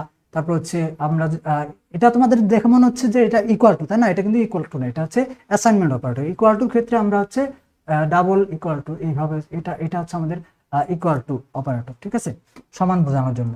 আর এটা হচ্ছে অ্যাসাইন বোঝানোর জন্য। আচ্ছা, এরপর দেখো বিট ওয়াইজ অপারেটর এন্ড হচ্ছে মডুলাস অপারেশন এখানে দেখানো হয়েছে। তো বিট ওয়াইজ এন্ড এবং হচ্ছে মডুলাস যেটা আমাদের আছে, এই দুইটা দিয়ে হচ্ছে আমাদেরকে উদাহরণ দেখানো হয়েছে, ঠিক আছে। তো এই যে জিনিসটা এখানে আছে আমাদের, এইটা একটু তোমরা ফলো করবা, ওকে। বিট ওয়াইজ এন্ড তারপর হচ্ছে মডুলাস, এই দুইটা হচ্ছে তোমরা ফলো করবা। তারপর হচ্ছে আমরা যদি খ বিভাগটা খেয়াল করি, সেক্ষেত্রে পাইথনের যে লজিক্যাল অপারেটর গুলো আছে, লজিক্যাল অপারেটর গুলো হচ্ছে and or not, and or not. অর্থাৎ পাইথনের যে তিনটা প্রধান লজিক্যাল অপারেটর রয়েছে সেটা হচ্ছে কি অ্যান্ড অপারেটর, অর অপারেটর এবং নট অপারেটর। তো এখানে অ্যান্ড অপারেটর, নট অপারেটর এবং হচ্ছে অর, এই তিনটা অপারেটর কিভাবে কাজ করে এদের ফাংশনটা আর কি, অপারেশনটাকে ব্যাখ্যা করা হয়েছে, ঠিক আছে। তো এগুলো আশা করি তোমরা জানো। তারপর আমি একটু হচ্ছে আলোচনা করে দিচ্ছি। যেমন ধরো এন্ড অপারেটরের ক্ষেত্রে আমরা যে এন্ড অপারেটর কিভাবে যেভাবে কাজ করি, সেটা যে বৈশিষ্ট্য সেটা হচ্ছে, দেখো আমাদের এই যে দুটা হচ্ছে আমরা কি করলাম, দুটা অপারেন্ড নিলাম, এ এবং বি দুটা অপারেন্ড নেওয়া হয়েছে, এবং এই দুটা অপারেন্ডের উপর আমাদের এন্ড অপারেটরটা প্রয়োগ করা হচ্ছে, তাহলে ফলাফলটা কি আসবে, ঠিক আছে। তো এখানে ভ্যালু সাপোজ হচ্ছে আমাদের এই যে দেখো এখানে টি এবং এফ দিয়ে বোঝানো হয়েছে, আমরা 0 এবং 1 দিয়ে বোঝাতে পারতাম। আচ্ছা, খেয়াল করো আমাদের এখানে যে এ এবং বি এই দুইটা মানই হচ্ছে কি এক, এখানে হচ্ছে ট্রু, টিতে হচ্ছে ট্রু বোঝাচ্ছে, এফতে হচ্ছে ফলস বোঝাচ্ছে। এই ক্ষেত্রে আমাদের এই যে এ যে অপারেন্ট আছে এবং বি অপারেন্ট যে আছে, এই এ অপারেন্ট এবং বি অপারেন্ট দুটা যদি সমান হয়, দুটা যদি সত্য হয়, তবেই কেবলমাত্র আমাদের যে আউটপুটটা বা আলটিমেটলি এই এ অ্যান্ড বি যে অপারেটরটা, এটার আউটপুট বা ফলাফলটা হচ্ছে সত্য হবে। দুটার মধ্যে যে কোনো একটাও যদি হচ্ছে ফলস হয়, তাহলে হচ্ছে আলটিমেট আমাদের আউটপুট আসবে ফলস। অর্থাৎ এই ক্ষেত্রে অ্যান্ড অপারেটরের উভয় পাশে যে অপারেন্ট দুইটা থাকবে বা স্টেটমেন্ট বা যে কন্ডিশন দুইটা থাকবে, কন্ডিশন থাকতে পারে, অপারেন্ট থাকতে পারে বা স্টেটমেন্ট থাকতে পারে, সেই স্টেটমেন্ট দুটাই সত্য হইতে হবে বা সেই স্টেটমেন্ট দুটাই ট্রু হইতে হবে, তাহলে কেবলমাত্র আমাদের আউটপুটটা ট্রু আসবে, ঠিক আছে। আর অরের ক্ষেত্রে হচ্ছে যে কোনো একটা সত্য হলে আমাদের আউটপুটটা সত্য আসবে, ঠিক আছে। যে কোনো একটা সত্য হলে আউটপুটটা কি আসবে, সত্য আসবে। এরকম আমাদের এন্ডের বিপরীত আমরা বলতে পারি, কেমন। আর নটটা হচ্ছে যা থাকবে তার বিপরীত, যদি সত্য থাকে তাহলে আউটপুট আসবে মিথ্যা, যদি মিথ্যা থাকে তাহলে আউটপুট আসবে সত্য, এরকম। আচ্ছা, তো এরকম সরাসরি তো আমাদের এইভাবে প্রশ্ন হয় না, বা এইভাবে আমাদের প্রশ্ন আসবে না, এটা বোঝার জন্য আর কি বলা, ঠিক আছে। তো আমরা কন্ডিশন যে ব্যবহার করে থাকি, যেমন ধরো তিনটা সংখ্যার মধ্যে ছোট সংখ্যা কিংবা বড় সংখ্যায় জাতীয় যে আমরা কন্ডিশনগুলো অ্যাপ্লাই করি, এই কন্ডিশনগুলো যে আমরা প্রয়োগ করি, যেমন ধরো হচ্ছে কি এইজ এ, যেমন ধরো হচ্ছে কি A is greater than B and B is greater than C, A is greater than B আর A is greater than C, তার মানে কি এটা বি এর থেকেও বড়, এটা সি এর থেকেও বড়, তিনটা সংখ্যার মাঝে এবিসি এর মাঝে এটা বি এর থেকেও বড়, এটা সি এর থেকেও বড়, এবং এখানে এই দুটা শর্তের মাঝে আমরা দিচ্ছি এন্ড। তাহলে এন্ড মানে কি এটাও ঠিক হইতে হবে, এটাও ঠিক হইতে হবে। এইটাও যদি ঠিক হয় এবং এটাও যদি ঠিক হয় তাহলেই ঠিক থাকবে, এটাই হচ্ছে আসলেই বড়, এটা ঠিক থাকবে। ঠিক আছে, এই কারণে আমরা হচ্ছে এখানে এন্ড ব্যবহার করতেছি। এন্ড এর উভয় পাশের যে কন্ডিশন দুটো এখানে দেওয়া আছে সেই দুইটা কন্ডিশনে কি হতে হবে, ঠিক থাকতে হবে।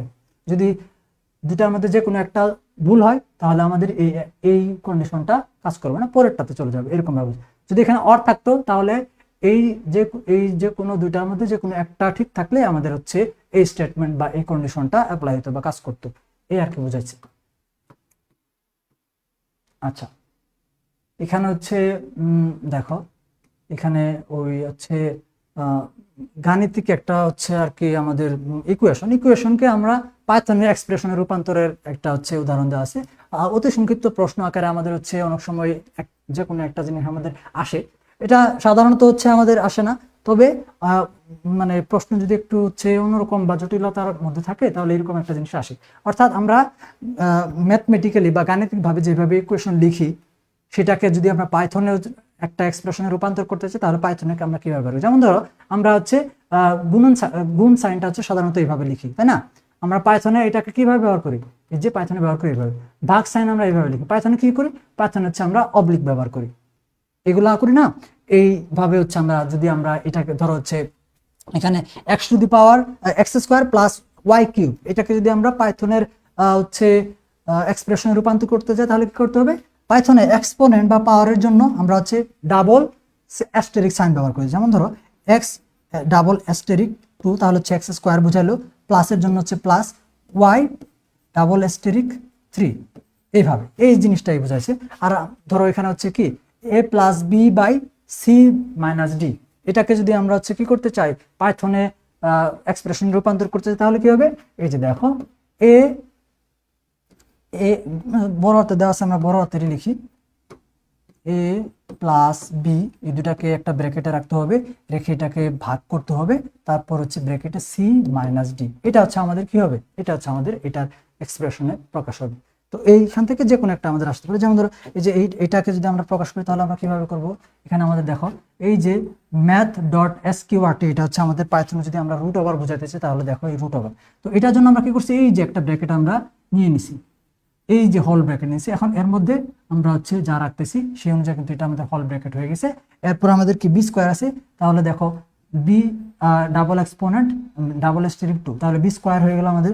তো আমাদের ইকুয়েশন ছিল বি স্কোয়ার মাইনাস 4 এসি, তাহলে বি স্কোয়ার এটা আমাদের থাকলো, বি স্কোয়ার সাথে কি করতে হবে মাইনাস 4 এসি, 4 ইন্টু এ ইন্টু সি, এই হচ্ছে আমাদের এক্সপ্রেশনের প্রকাশ। এইভাবে যে কোনো একটা আমাদের হচ্ছে অতি সংক্ষিপ্ত প্রশ্ন আকারে আসতে পারে।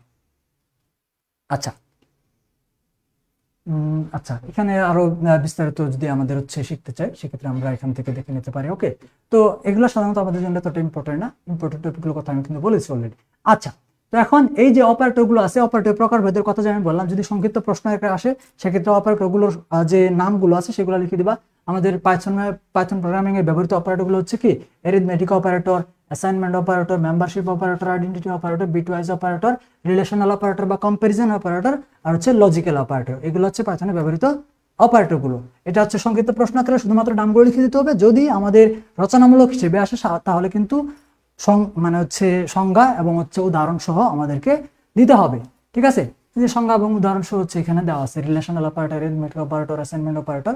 তোমরা এখান থেকে এটা একটু অ্যান্সারটা তোমরা দেখে রাখতে পারো। ঠিক আছে, এই হচ্ছে আমাদের গেল। এরপর হচ্ছে আমরা পরের অধ্যায়টা একটু হচ্ছে দেখে নিই।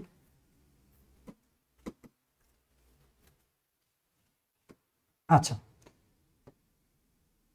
তোমাদেরকে হচ্ছে আমি দ্রুত দেখাই দিই তাহলে হয়ে যাবে। ঠিক আছে, আচ্ছা, তো আমরা পঞ্চম অধ্যায় থেকে হচ্ছে কি কি পড়বো। যেমন ধরো হচ্ছে পঞ্চম অধ্যায় থেকে আমরা ক বিভাগের জন্য হচ্ছে আমরা গুরুত্বপূর্ণ যে টপিকগুলো পাবো তার মধ্যে প্রথমতই হচ্ছে আমাদের কি যে ইফ ইলস স্টেটমেন্টটা আছে, এই ইফ ইলস স্টেটমেন্টের সিনট্যাক্স, অর্থাৎ ইফের যে সিনট্যাক্স সেটা, তারপর হচ্ছে ইফ ইলস এর সিনট্যাক্সটা, তারপর হচ্ছে ইফ ইলস ইলস এর সংখ্যাটা। অর্থাৎ আমাদের কন্ডিশনের জন্য আমরা ইফ কিওয়ার্ডটা ব্যবহার করি, তবে এই কন্ডিশনটা হচ্ছে কি, এই কন্ডিশনের ক্ষেত্রে আমরা হচ্ছে সিম্পল কন্ডিশনের ক্ষেত্রে সিম্পল ইফ ব্যবহার হয়। সিম্পল ইফ অর্থাৎ একটা কন্ডিশন দিয়ে যদি আমরা কোনো স্টেটমেন্ট প্রয়োগ করতে চাই তাহলে হচ্ছে সিম্পল ইফ হবে।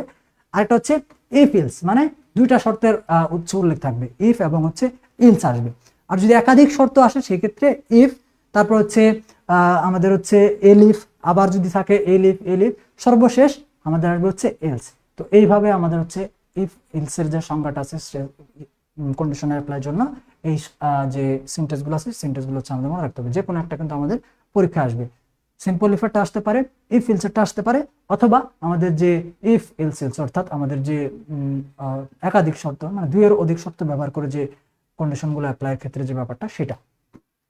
ঠিক আছে, তারপর হচ্ছে এখানে এটাকে হচ্ছে পুরো ব্যাখ্যা করা হয়েছে। আচ্ছা, এখান থেকে হচ্ছে ইফ এর স্টেটমেন্ট অর্থাৎ ব্লক ডায়াগ্রাম সহ ইফ এর স্টেটমেন্টটা, ব্রাঞ্চিং কত প্রকার ও কি কি, এটা হচ্ছে আমাদের গুরুত্বপূর্ণ প্রশ্ন। প্রোগ্রামের এক্সিকিউশন কন্ট্রোল বা নিয়ন্ত্রণ করার জন্য ব্রাঞ্চিং মূলত হচ্ছে দুই প্রকার, কন্ডিশনাল ব্রাঞ্চিং, একটা হচ্ছে আনকন্ডিশনাল ব্রাঞ্চিং। ব্রাঞ্চিং এর প্রকার হচ্ছে দুইটা, একটা হচ্ছে কন্ডিশনাল ব্রাঞ্চিং, একটা হচ্ছে আনকন্ডিশনাল ব্রাঞ্চিং। তারপর হচ্ছে আমাদের যে ইফ ইলস স্টেটমেন্টটা আছে, এই ইফ ইলস স্টেটমেন্টের যে ফ্লো চার্টটা আছে, এটা একটা গুরুত্বপূর্ণ প্রশ্ন, সংক্ষিপ্ত প্রশ্ন হিসেবে আকার হিসেবে অবশ্যই। তো ইফ ইলস স্টেটমেন্টের ফ্লো চার্ট অঙ্কন করো। এইটা দেখো, আমাদের এই পাইথনের ক্ষেত্রে যে আমরা কন্ডিশনগুলো লিখে থাকি, এই কন্ডিশনগুলো কিভাবে কাজ করে, আমরা ফ্লো চার্টটা যদি আমরা দিয়ে বুঝি তাহলে আমরা হচ্ছে প্রথমত স্টার্ট করলাম, তারপর হচ্ছে ডাটা ইনপুট আকারে নিলাম, নেওয়ার পর আমরা কন্ডিশন প্রয়োগ করব। ঠিক আছে, এই যে কন্ডিশনগুলো প্রয়োগ করব, এখন কন্ডিশনের ওই কন্ডিশনের উপর ভিত্তি করে আমাদের দুইটা স্টেটমেন্ট আউটপুট আকারে থাকতে হবে। যদি কন্ডিশনটা সঠিক হয়, কন্ডিশনটা যদি সত্য হয় তাহলে এক প্রকারের আউটপুট আসবে, আর যদি কন্ডিশনটা ভুল হয় তাহলে এক প্রকারের আউটপুট আমাদেরকে দেখাইতে হবে। এর উপর ভিত্তি করে হচ্ছে আমাদের কি হবে, ওই কন্ডিশনের যে ব্রাঞ্চটা সেই ব্রাঞ্চটা কাজ করবে। তো দেখো, কন্ডিশন যদি সত্য হয় তাহলে সেক্ষেত্রে আমাদের এই যে একটা ট্রু একটা হচ্ছে স্টেটমেন্ট থাকবে, আর কন্ডিশন যদি ফলস হয় তার জন্য একটা স্টেটমেন্ট থাকবে। কন্ডিশন ট্রু হলে ধর হচ্ছে এই স্টেটমেন্ট 1, এই স্টেটমেন্টটা কাজ, এই স্টেটমেন্টটা আউটপুট আকারে আমাদের আসবে। যদি কন্ডিশনটা ফলস হয় তাহলে স্টেটমেন্ট 2 যেটা আছে সেটা আমাদের আউটপুট আকারে আসবে। তো এটাকে সুন্দর করে বোঝানোর জন্য আমরা সাধারণত হচ্ছে ধর হচ্ছে আমাদের এটা কন্ডিশন থাকলো, এটা হচ্ছে আমাদের কন্ডিশন। এক্ষেত্রে দেখো এখানে কিরকম চিত্রটা কিরকম দেখা যায় না, এইভাবে না করে আমরা এটাকে একটু সুন্দর করার জন্য সাধারণত এখানে হচ্ছে ট্রু আর হচ্ছে ফলস, এই দুটাকে এই দুই পাশে এইভাবে রেখে আমরা হচ্ছে করলে আর একটি আর কি সুন্দর হিসেবে দেখা যায়, এরকম করে হচ্ছে করে থাকি সাধারণত। ঠিক আছে, এইভাবে করি, আর এটাকে আমরা হচ্ছে কানেক্টর দিয়ে তারপর হচ্ছে আউটপুটে দেখাই। আমরা যখন বড় করে যখন এটা কোনো একটা নির্দিষ্ট প্রোগ্রামের অ্যালগরিদম বা ফ্লো চার্ট অঙ্কন করবো সেই ক্ষেত্রে, যেমন তিনটা সংখ্যার মাঝে ছোট সংখ্যা কিংবা বড় সংখ্যা নিয়ে যে অ্যালগরিদম বা ফ্লো চার্টটা যা আমরা অঙ্কন করি সেই ক্ষেত্রে আমরা যে এই জিনিসটা ফলো করে আমরা কি করবো, অঙ্কন করব। আচ্ছা, এরপর হচ্ছে কন্ডিশনাল ব্রাঞ্চিং এর যে চারটা প্রধান রূপ আছে সেই চারটা প্রধান রূপের ব্যাপারটা এখানে দেখানো হয়েছে। কি আমি যেটা বললাম আর কি শুরুতে, সিম্পল ইফ, ইফ ইলস, তারপর হচ্ছে ইফ ইলিফ ইলস যেটা হচ্ছে ল্যাডার আমরা বলে থাকি, তারপর হচ্ছে নেস্টেড ইফ। তো এইখানে আমাদের হচ্ছে যে এখানে কন্ডিশনাল ব্রাঞ্চিং এর জন্য যে ব্যাপারটা, সেই ব্যাপারের ক্ষেত্রে হচ্ছে আমাদের যে অতি সংক্ষিপ্ত প্রশ্ন আসার সম্ভাবনা থাকবে সেটা হচ্ছে অতি সংক্ষিপ্ত সব আলোচনা করে চারটা যে ভিন্ন ভিন্ন টপিক দেওয়া আছে সেটা যে কোনো একটা হচ্ছে আমাদের যদি আসে সেটা হচ্ছে অতি সংক্ষিপ্ত। আর আমাদের এই যে প্রশ্নটা দেখানো হয়েছে কন্ডিশনাল ব্রাঞ্চিং এর প্রকারভেদ ফ্লোচার্ট লজিক, এটা হচ্ছে সংক্ষিপ্ত প্রশ্নের জন্য। আচ্ছা, আর এখানে চিহ্নগুলো সাইনগুলো দেওয়া আছে যেগুলো হচ্ছে আমরা শুরুতে বলছিলাম যে অ্যালগরিদম বা ফ্লো প্রথম অধ্যায়ের যে টপিকটা ছিল সেটা। ঠিক আছে, আচ্ছা, তো এখানে আমাদের প্রোগ্রাম ভিত্তিক প্রশ্নের মধ্যে থাকবে হচ্ছে কি জোড় সংখ্যা বা বেজোড় সংখ্যা, জোড় সংখ্যা কিংবা বেজোড় সংখ্যা নির্ণয়ের যে প্রোগ্রামটা আছে সেটা এখানে দেখানো হয়েছে। ঠিক আছে, জোড় সংখ্যা বেজোড় সংখ্যা নির্ণয়ের প্রোগ্রামটা, যে কোনো একটা নাম্বার এখানে ইনপুট নেওয়া হচ্ছে, এটা হিসাব করা হবে যে এটা জোড় নাকি বেজোড়। যদি এই যে শর্ত দেওয়া হয়েছে, একটা হচ্ছে ইফ, একটা হচ্ছে ইলস, দুইটা শর্ত থাকবে। 2 দিয়ে ভাগ করলে যদি ভাগশেষ শূন্য হয় তাহলে হচ্ছে জোড়, যদি ভাগশেষ শূন্য হয় তাহলে জোড়, যদি শূন্য না হয় অর্থাৎ অন্যথায় ইলস। এটা হচ্ছে আমাদের কি, এটা হচ্ছে যে ইফ ইলস এর যে ইফ ইলস যে স্টেটমেন্ট আমাদের ছিল এখানে, এই যে আমাদের কি ইফ ইলস যে কন্ডিশনটা ছিল সেই কন্ডিশনের উদাহরণ, একটা প্রোগ্রামের একটা উদাহরণ এখানে দেখানো হয়েছে, বা বলতে পারি এটা একটা সেটার উদাহরণ। আর এখানে মডুলাস হচ্ছে একটা অপারেটর, যে অপারেটরের কাজ হচ্ছে কি করা, ভাগশেষ দেখানো। আচ্ছা, লিপ ইয়ার নির্ণয় করার প্রোগ্রাম যে আমাদের আছে, ঠিক আছে, লিপ ইয়ার নির্ণয়ের প্রোগ্রামটা তোমরা এখান থেকে এটা দেখতে পারো। এটা হচ্ছে লিপ ইয়ার, একটা সাল লিপ ইয়ার কিনা এটা যাচাই করার প্রোগ্রাম আমাদের পরীক্ষায় আসা সম্ভব থাকে সংক্ষিপ্ত প্রশ্ন হিসেবে, সেটা ইম্পর্টেন্ট। তারপর এখান থেকে হচ্ছে দ্বিঘাত সমীকরণের মূল নির্ণয় প্রোগ্রাম, এটা হচ্ছে গুরুত্বপূর্ণ একটা ব্যাচ দেওয়া আছে যেটা হচ্ছে আসবে না। তো দ্বিঘাত সমীকরণের মূল নির্ণয়ের যে প্রোগ্রামটা সেটা, তো প্রথমত আগে এখানে ওই যে আমরা যে রচনামূলক প্রশ্ন হিসেবে লিখবো, শুরুতে আমরা কিভাবে কি করব সেটা হচ্ছে আলোচনা করা হয়েছে। এরপর হচ্ছে প্রোগ্রামটা লেখা হয়েছে। দেখো এই যে প্রোগ্রামটা এখানে দেওয়া হয়েছে, এই প্রোগ্রামটা হুবহু লিখে দিলে তোমাদের হচ্ছে দ্বিঘাত সমীকরণের মূল নির্ণয় যে প্রোগ্রামটা সেটার অ্যান্সার হয়ে যাবে।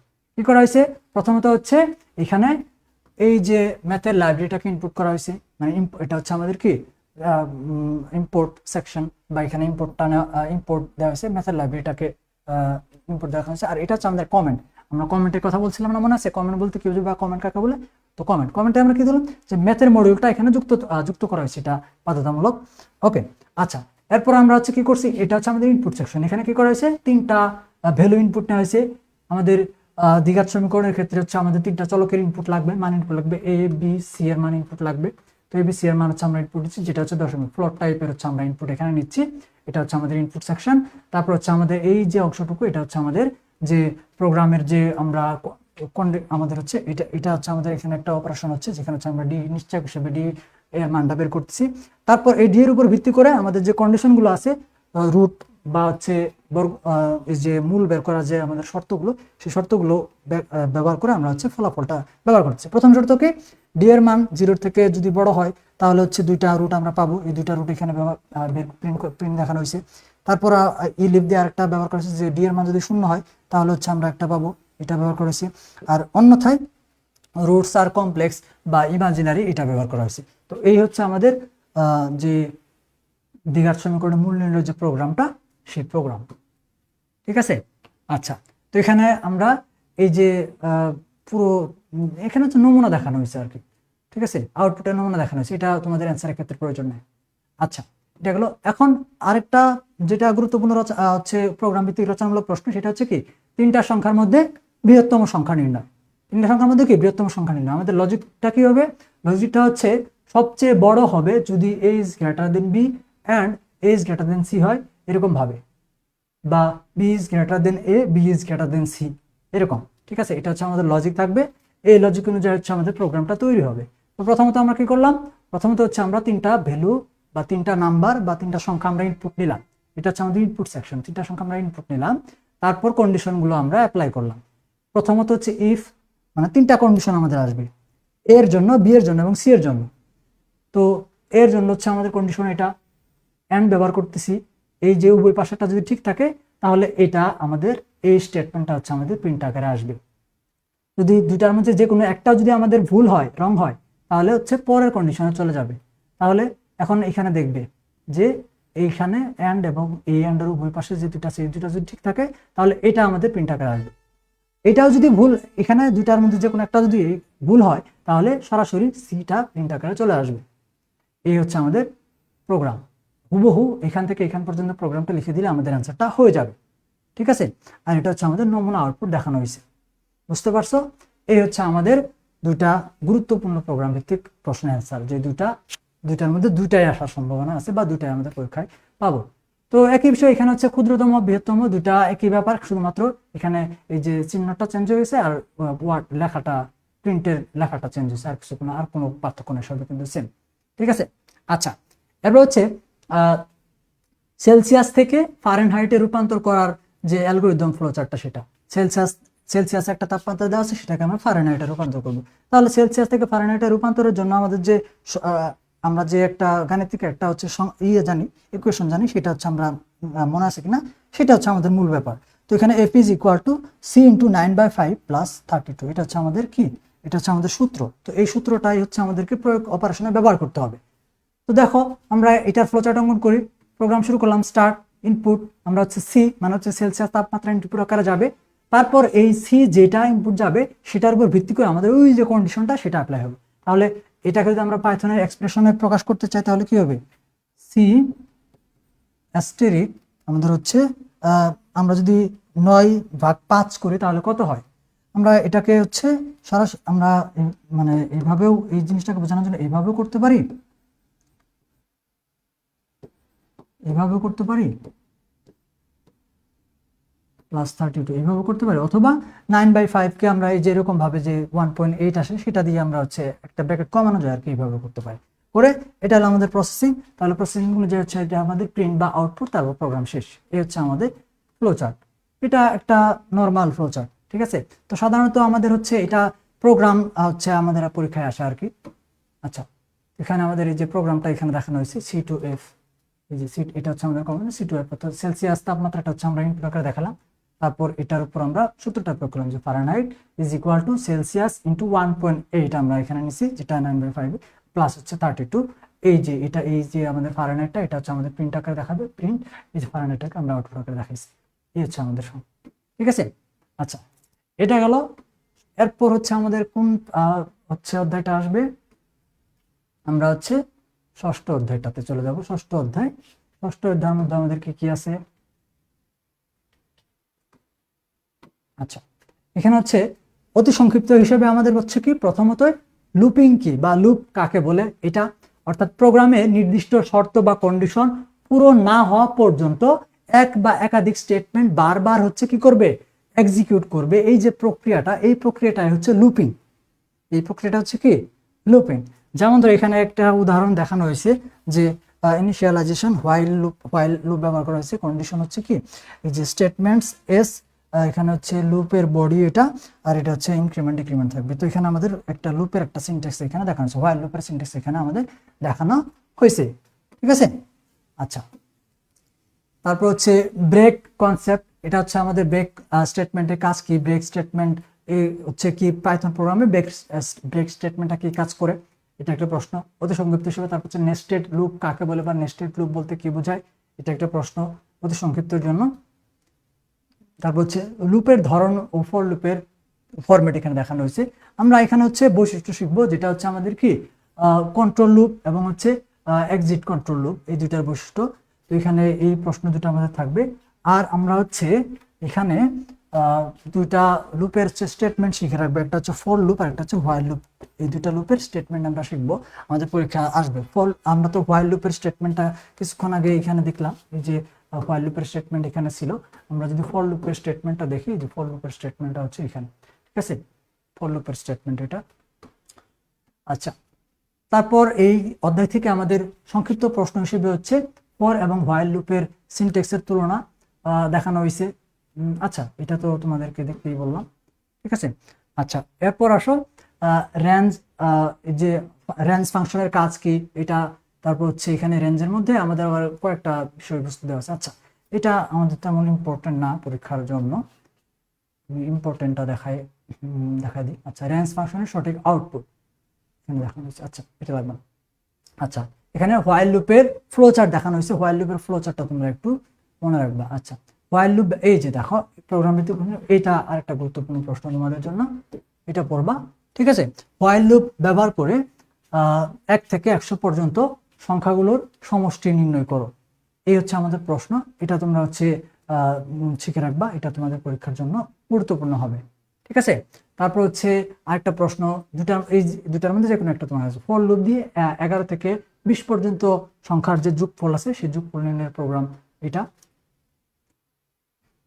আচ্ছা, নেস্টেড ফর লুপ, আচ্ছা নেস্টেড ফর লুপ ওখানে ওটা শিখলেই হবে। আচ্ছা, এখানে দেখো ওই যে সিরিজের যে সংখ্যা ভিত্তিক সংখ্যার যে প্রোগ্রামের কথাটা বলছিলাম সেটা, ঠিক আছে, এটা। তো এখানে আমাদের দেখো 1 থেকে হচ্ছে 100 পর্যন্ত যে বিজোড় সংখ্যার যে সিরিজটা আছে সেটার যোগফল নির্ণয়ের যে প্রোগ্রামটা সেটা হচ্ছে আমাদের আছে। তো এখানে হচ্ছে আমাদের যে প্রশ্ন অ্যান্সারটা হবে সেটা হচ্ছে এরকম। দেখো, এটার জন্য আমাদের এই যে এই সিরিজের জন্য, এই সিরিজটা যদি আমরা বুঝাই, এই সিরিজের রেঞ্জটা আসলে কি দাঁড়াচ্ছে, এই সিরিজের রেঞ্জটা দাঁড়াচ্ছে একটা মানে হচ্ছে আমরা রেঞ্জ দেখলাম না, রেঞ্জটা হচ্ছে আমাদের ওই যে লুপের জন্য হচ্ছে আমাদের রেঞ্জগুলো প্রয়োজন হয়, ঠিক আছে। একটা সিরিজ বা একটা যে একটা সিরিজের যে আমরা রেঞ্জ বুঝাবো সেটা বোঝানোর জন্য, যেমন ধরো হচ্ছে 1 থেকে 100 পর্যন্ত সংখ্যার শুধুমাত্র বিজোড় সংখ্যাগুলোকে বুঝাবো আমরা কিভাবে। এটা বোঝানোর জন্য আমরা হবে কি, 1 থেকে 100 পর্যন্ত যে সংখ্যা বিজোড় সংখ্যাগুলো যে সিরিজটা আসবে সেই সিরিজের প্রথম সংখ্যাটা কি হবে, প্রথম সংখ্যাটা হবে 1, সর্বশেষ সংখ্যাটা কি হবে 99, তাই না? সর্বশেষ সংখ্যাটা কি হবে 99। এখন এই যে রেঞ্জটা যদি আমরা তৈরি করতে চাই যে 1 থেকে 100 এর আগে পর্যন্ত, 100 এর আগে পর্যন্ত, মানে ধরো আমরা এই যে কি করলাম, এই যে দেখো এখানে রেঞ্জটা দেখানো হয়েছে, এটা হচ্ছে শুরু, এটা হচ্ছে শুরু, এটা হচ্ছে শেষ, এটা হচ্ছে শেষ দেখানো হয়েছে, আর এখানে হচ্ছে 2 দেখানো হয়েছে, অর্থাৎ 1 করে বৃদ্ধি পাবে এরকম ভাবে দেখানো হয়েছে, এক করে বৃদ্ধি পাবে, ঠিক আছে? এখন দেখো আমাদের শুরু করবো কোথা থেকে, 1 থেকে। তো প্রথম এটার এই সিরিজের প্রথম সংখ্যাটা হচ্ছে আমাদের 1 আসলো, দ্বিতীয় সংখ্যাটা আমাদের কি আসবে 1, এই যে এটা হচ্ছে ইনক্রিমেন্ট, এটা হচ্ছে ইনক্রিমেন্ট, 1 বৃদ্ধি পাবে কত, এটা 100 পর্যন্ত হচ্ছে এর সর্বশেষ সীমা। প্রত্যেকটা সংখ্যা পরবর্তী পদে আসার জন্য 2 করে ইনক্রিমেন্ট হবে, বাড়বে হচ্ছে 2 করে। তাহলে 1 পর আমাদের কি আসবে 2 বৃদ্ধি পেলে 1, 2, 3, তারপর হচ্ছে 3, তারপর 4, 5, তারপর হচ্ছে কি 6, 7, এইভাবে কিন্তু আমাদের সর্বোচ্চ কি 99 পর্যন্ত যেতে পারবে। তো আমরা যদি 99 পর্যন্ত যাই তাহলে 99 এর পরবর্তী সংখ্যাটা কি আসার কথা, যদি 2 ইনক্রিমেন্ট হয় 100, 101, অর্থাৎ 100, 101। 101 তো আসা সম্ভব হবে না, কারণ কি, কারণ এর সর্বশেষ সীমাটা হচ্ছে 100, 1 থেকে 100 সর্বশেষ সীমা কি 100, তাহলে 101 আসার সম্ভাবনা নাই। আর 100 তো আসবেই না, কারণ ইনক্রিমেন্ট 2 হইতে হবে। তাহলে এই কারণেই এরকম ফিল করার কোনো কারণ নাই যে আমাদের তো 1 থেকে আমাদের সিরিজের তো সর্বশেষ সংখ্যাটা তো 99, তাহলে আমাদের রেঞ্জের ক্ষেত্রে সর্বশেষ আমরা সংখ্যা হিসেবে রেঞ্জের জন্য আমরা 100 কেন ধরলাম, কারণ ইনক্রিমেন্ট 2 করে আছে, এই কারণে হচ্ছে আমাদের 100 আছে। তো এটা হচ্ছে আমাদের লুপের যে রেঞ্জটা হবে সেই রেঞ্জটা, অর্থাৎ সিরিজের অপারেশনের জন্য যে রেঞ্জটা হবে সেই রেঞ্জটা। তাহলে দেখো আমরা প্রথমে সাম নামে এক প্রোগ্রাম শুরু করার ক্ষেত্রে প্রথমে সাম নামে একটা ভেরিয়েবল আমরা নিয়ে নিলাম, যেটার ভ্যালু আমরা 0 অ্যাসাইন করে রাখলাম। তারপর হচ্ছে আমরা লুপ নিলাম, ফর লুপ। লুপটা কেন নিলাম, এই যে সিরিজটা একটার পর একটা সংখ্যা যা আসতেছে এই সংখ্যাগুলোকে যোগ করবে, ঠিক আছে? যতক্ষণ পর্যন্ত না সে ওই সর্বশেষ লুপ রেঞ্জের সর্বশেষ সংখ্যা পর্যন্ত পৌঁছাইতেছে ততক্ষণ পর্যন্ত যোগ করতে থাকবে, এটা লুপ আকারে চলতে থাকবে, ঠিক আছে? তো এটা হচ্ছে এই জন্য হচ্ছে আমাদের লুপ ক্রিয়েট করতে হবে। তো লুপ নিলাম, লুপ, তারপর হচ্ছে আই ইন রেঞ্জ, এই যে রেঞ্জ আমরা হচ্ছে তৈরি করলাম, ঠিক আছে? আমরা হচ্ছে আইটা হচ্ছে আমরা এখানে আর কি হচ্ছে ওই একটা অজ্ঞাত একটা চলক হিসেবে ব্যবহার করতেছি, ঠিক আছে? এখানে রেঞ্জটা এখন আমরা দিব, রেঞ্জটা কি, রেঞ্জটা হচ্ছে এই যে এটা 1, 100, 2। যদি আমাদের কি হইতো জোড় সংখ্যা হইতো সেক্ষেত্রে আমাদের কি হইতো, সেক্ষেত্রে আমরা হচ্ছে কি করতাম 2 থেকে শুরু করতাম, 2 থেকে শুরু করতাম এবং ইনক্রিমেন্ট আমরা কি দিতাম, ইনক্রিমেন্ট আমরা কিন্তু 2 দিতাম, শেষ 100 থাকতো। তাহলে কি আসতো 2 থেকে যদি শুরু হয়, তাহলে আমরা যদি জোড় সংখ্যার ক্ষেত্রে 2 থেকে যদি শুরু হয় তাহলে ইনক্রিমেন্ট আমরা যদি 2 রাখি তাহলে আমাদের কি আসবে 2, 3, 4, 5, 6, 7, 8। শুধু রেঞ্জের মধ্যে আমাদের পরিবর্তনটা হবে, আর কিছুই না। 100, ঠিক আছে? সর্বশেষ আমাদের এইভাবে 100 পর্যন্ত যাবে।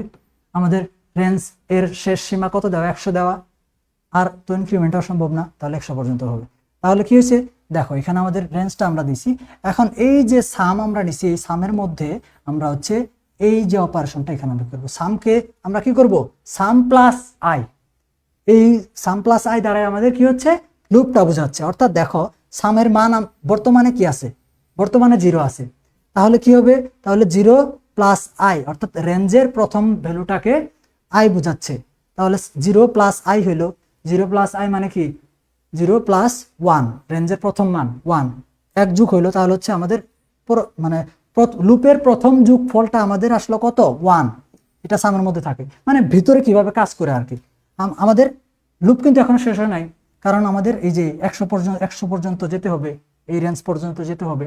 ইনক্রিমেন্ট 2 হবে, একের পর আমাদের হচ্ছে লুপের দ্বিতীয় সংখ্যাটা কি আসবে 3, তাহলে সামের বর্তমান মান কত এখন 1, তাহলে 1 প্লাস 3, এইভাবে করে 100 পর্যন্ত গিয়ে 99 মানে হচ্ছে 100 পর্যন্ত মানে হচ্ছে কি আমাদের 99 রেঞ্জের সর্বশেষ যে ভ্যালুটা সেটা যোগ করে আমাদের হচ্ছে কি হবে ফলাফলটা আসবে। যোগফলটা হচ্ছে প্রিন্টেড দেখাবে, ঠিক আছে? যোগফলটা প্রিন্টেড আর কি দেখাবে, বা ফলাফলটা আমাদের হচ্ছে আসবে, এইভাবে হচ্ছে আমাদের ফলাফলটা শো করবে। তাহলে আমাদের পরিবর্তনটা কি হবে, শুধুমাত্র দেখো এখানে জোড় সংখ্যার কথা যদি বলে, যেমন ধরো হচ্ছে এখানে ফর লুপ ব্যবহার করে যেটা দেখাচ্ছে আর কি, যদি জোড় সংখ্যার কথা বলে তাহলে হচ্ছে আমরা জোড় সংখ্যা করবো 1 থেকে 100, মানে শুধুমাত্র রেঞ্জটা পরিবর্তন হবে। দেখো শুধুমাত্র কি হবে, রেঞ্জটা পরিবর্তন হবে, আর কিন্তু একই বিষয়বস্তুগুলো কিন্তু একই থাকতেছে। আচ্ছা ওকে, দেখো 1 থেকে 100 পর্যন্ত মৌলিক সংখ্যা। এখানে আমাদের রেঞ্জ, এই ক্ষেত্রে আমাদের রেঞ্জটা কিভাবে আমরা সিলেক্ট করছি, দেখো এই যে এখানে হচ্ছে আমাদের কি, এখানে এই যে প্রাইম হচ্ছে আমরা নিচ্ছি, এখানে প্রাইম 2 দেখাইছি, ঠিক আছে। আমরা এখানে ওই যে রেঞ্জটা আমরা নিচ্ছি 1 থেকে 100 পর্যন্ত না, তাহলে হচ্ছে আমরা 2 দিয়ে 1 থেকে 100 পর্যন্ত যে আমরা কি করব, ওই মৌলিক সংখ্যাগুলো দিব। এটার যে আর কি প্রথম যে পদ মৌলিক সংখ্যাটাকে 1 থেকে 100 পর্যন্ত সংখ্যাগুলোর মধ্যে প্রথম মৌলিক সংখ্যাটা কত, 2, ঠিক আছে। আমাদের হচ্ছে এই 1 থেকে 100 পর্যন্ত বোঝানোর জন্য হচ্ছে আমরা এর সর্বশেষ সীমাটা আমরা হচ্ছে কি করলাম, এই যে 101 রাখলাম। এটা হচ্ছে আমরা রেঞ্জের সীমা দিলাম, শুরু এখান 2 থেকে শুরু হবে 101 পর্যন্ত যাবে, এটা হচ্ছে সর্বশেষ আমরা দিলাম।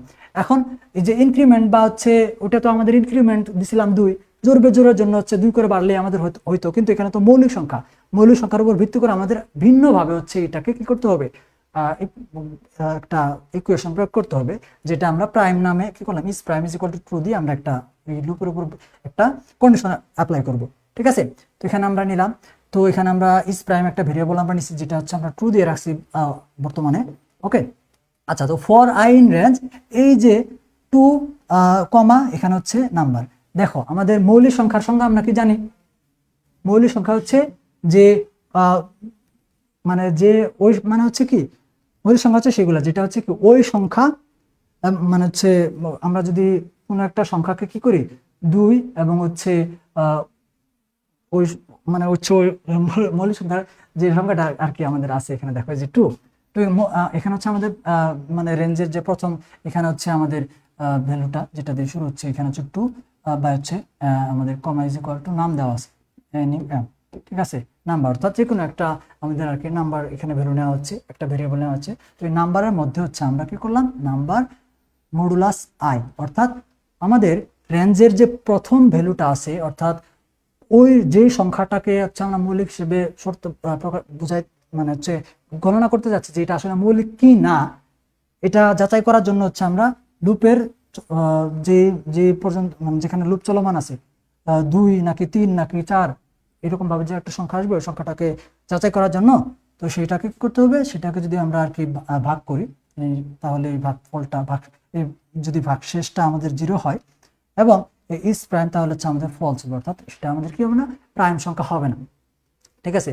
আমাদের এই যে লুপের যে সংখ্যাটা আছে সেই সংখ্যাকে যদি আমরা 2 এবং হচ্ছে ওই সংখ্যা দিয়ে ভাগ করার পর যদি মানে হচ্ছে ভাগ করার পর যদি ভাগশেষটা 0 হয়, ভাগশেষ যদি 0 হয়, তাহলে সংখ্যাটা হচ্ছে মৌলিক সংখ্যা নয়। এই যে শর্তটা, এই শর্ত দিয়ে হচ্ছে আমরা প্রাইম নাম্বারটা হচ্ছে বুঝাবো, এইভাবে হচ্ছে আমরা প্রাইম নাম্বারটা বের করতে পারবো। তো অনেক জটিলতা বুঝা ফেলছি, যেটা আমি মূলত বুঝাইতে চাচ্ছিলাম সেটা হচ্ছে কি, এই যে মৌলিক সংখ্যার সিরিজের যোগফল বা জোড় সংখ্যা সিরিজের যোগফল বা বেজোড় সংখ্যা সিরিজের যোগফল, যেটা আমাদের পরীক্ষায় আসুক, আমাদের প্রোগ্রামের ধারা সব একই, কিন্তু শুধুমাত্র এই যে লুপের রেঞ্জ এবং হচ্ছে যে কন্ডিশনটা, এটা শুধুমাত্র চেঞ্জ, আর কিন্তু একই বিষয়। আচ্ছা, এটা হচ্ছে এখানে আর একটা সিরিজ, বর্গ সংখ্যা সিরিজ। আচ্ছা, এগুলো তোমরা দেখবা। আচ্ছা, আমি একটু দ্রুত শেষ করে দিই, কি বলো? এগুলো তো পড়তে তো হবে তোমাদের নিজেদেরকে, তাই না? 7 নম্বর অধ্যায়, 7 এবং 8 আছে এখানে। আচ্ছা,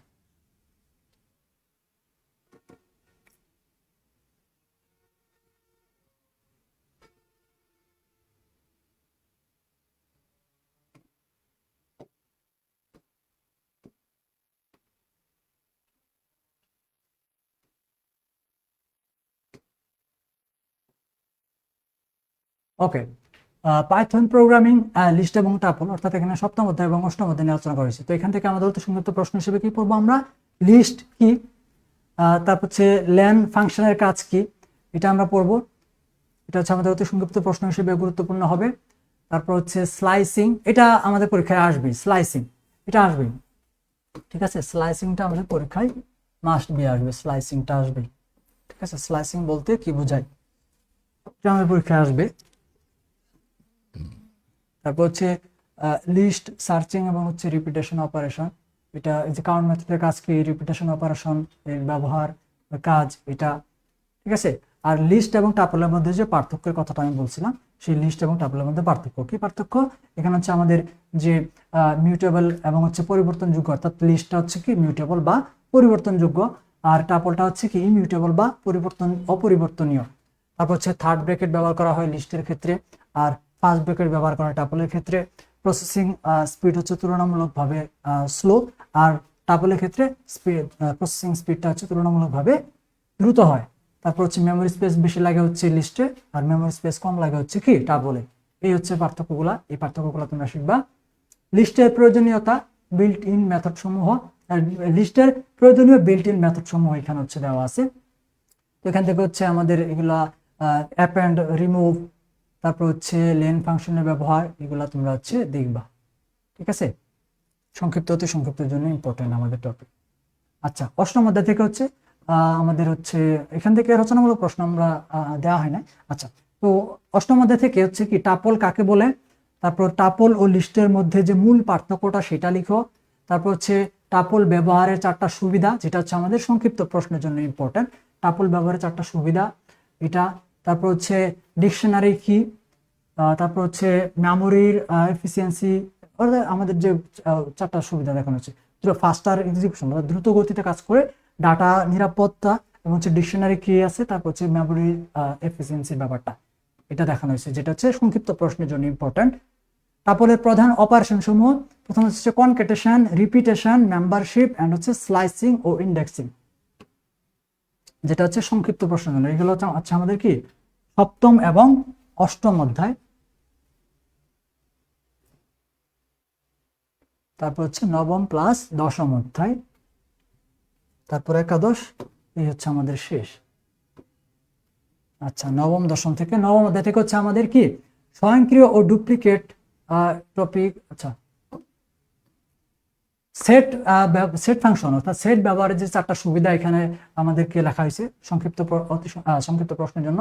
স্বয়ংক্রিয় বা ডুপ্লিকেট অর্থাৎ ইউনিক, তারপর হচ্ছে ম্যাথ অপারেশনস, তারপর হচ্ছে আমাদের অত্যন্ত দ্রুতগতির ক্ষেত্রে ফ্লেক্সিবল। আচ্ছা, এটা আমাদের ইম্পর্টেন্ট না, ইম্পর্টেন্ট টপিক থেকে সেটা দেখে। আচ্ছা, লিস্ট এবং সেটের মধ্যে পার্থক্য, লিস্ট এবং সেটের তুলনায় আমাদের লিস্ট এবং টাপলের মধ্যে যে পার্থক্যটা আছে সেটা বেশি ইম্পর্টেন্ট।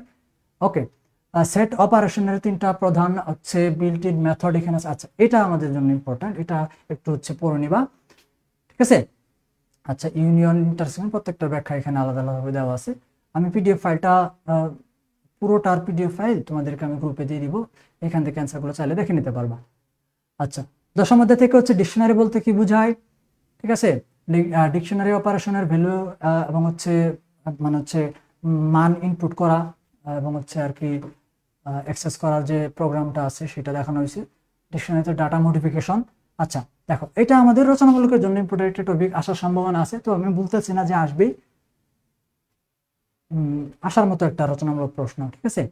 আচ্ছা, এই হচ্ছে আমাদের সর্বশেষ অধ্যায় আমরা হচ্ছে দেখে ফেলি, 11 নম্বর অধ্যায় এবং 12 নম্বর যে অধ্যায় দুটো আছে, ফাংশন এবং ফাইল ম্যানেজমেন্ট। আচ্ছা, ফাংশন কি, এটা হচ্ছে আমাদের পরীক্ষায় আসবেই একটা প্রশ্ন। তারপর হচ্ছে রিকার্সিভ ফাংশনের সুবিধা, এটা হচ্ছে আমাদের সংক্ষিপ্ত প্রশ্নের জন্য গুরুত্বপূর্ণ। তারপর হচ্ছে পাইথনের 4টা বিল্ট ইন ফাংশনের নাম লিখো, এটা আমাদের অতি সংক্ষিপ্ত প্রশ্নের জন্য ইম্পর্টেন্ট। যেমন হচ্ছে প্রিন্ট, ইনপুট, লেন, টাইপ, এগুলা, ইফ, এলস, এগুলাও দিতে পারো তোমরা। আচ্ছা, না ওইগুলো তো কিওয়ার্ডের মধ্যে পড়বে। আচ্ছা, ফাংশন ব্যবহারের সুবিধা, 4টা গুরুত্বপূর্ণ লাইব্রেরি ফাংশন, ঠিক আছে। ফাংশন ব্যবহারের সুবিধা হচ্ছে কি সংক্ষিপ্ত প্রশ্নের জন্য ইম্পর্টেন্ট। আচ্ছা, এটা দেখতে হবে না। ওকে, ফ্যাক্টোরিয়াল, এটা হচ্ছে আমাদের সংক্ষিপ্ত প্রশ্নের জন্য একটা গুরুত্বপূর্ণ প্রোগ্রাম, পরীক্ষা আসার মতো থাকে। এটা হচ্ছে প্রোগ্রামটা শিখে রাখবা, শুধুমাত্র প্রোগ্রামটা, ছোট্ট একটা প্রোগ্রাম যে লুপ ব্যবহার করে ফ্যাক্টোরিয়াল নির্ণয় আমরা হচ্ছে একটা ফ্যাক্টোরিয়াল মান নির্ণয় যে আমাদের আর কি প্রোগ্রামটা সেটা। ওকে, তো রিকার্সিভের সংজ্ঞাটা তোমরা শিখে রাখবা। ফাংশন ডিফিনেশন ও ফাংশন কলিং এর প্রক্রিয়া এখানে দেখানো আছে।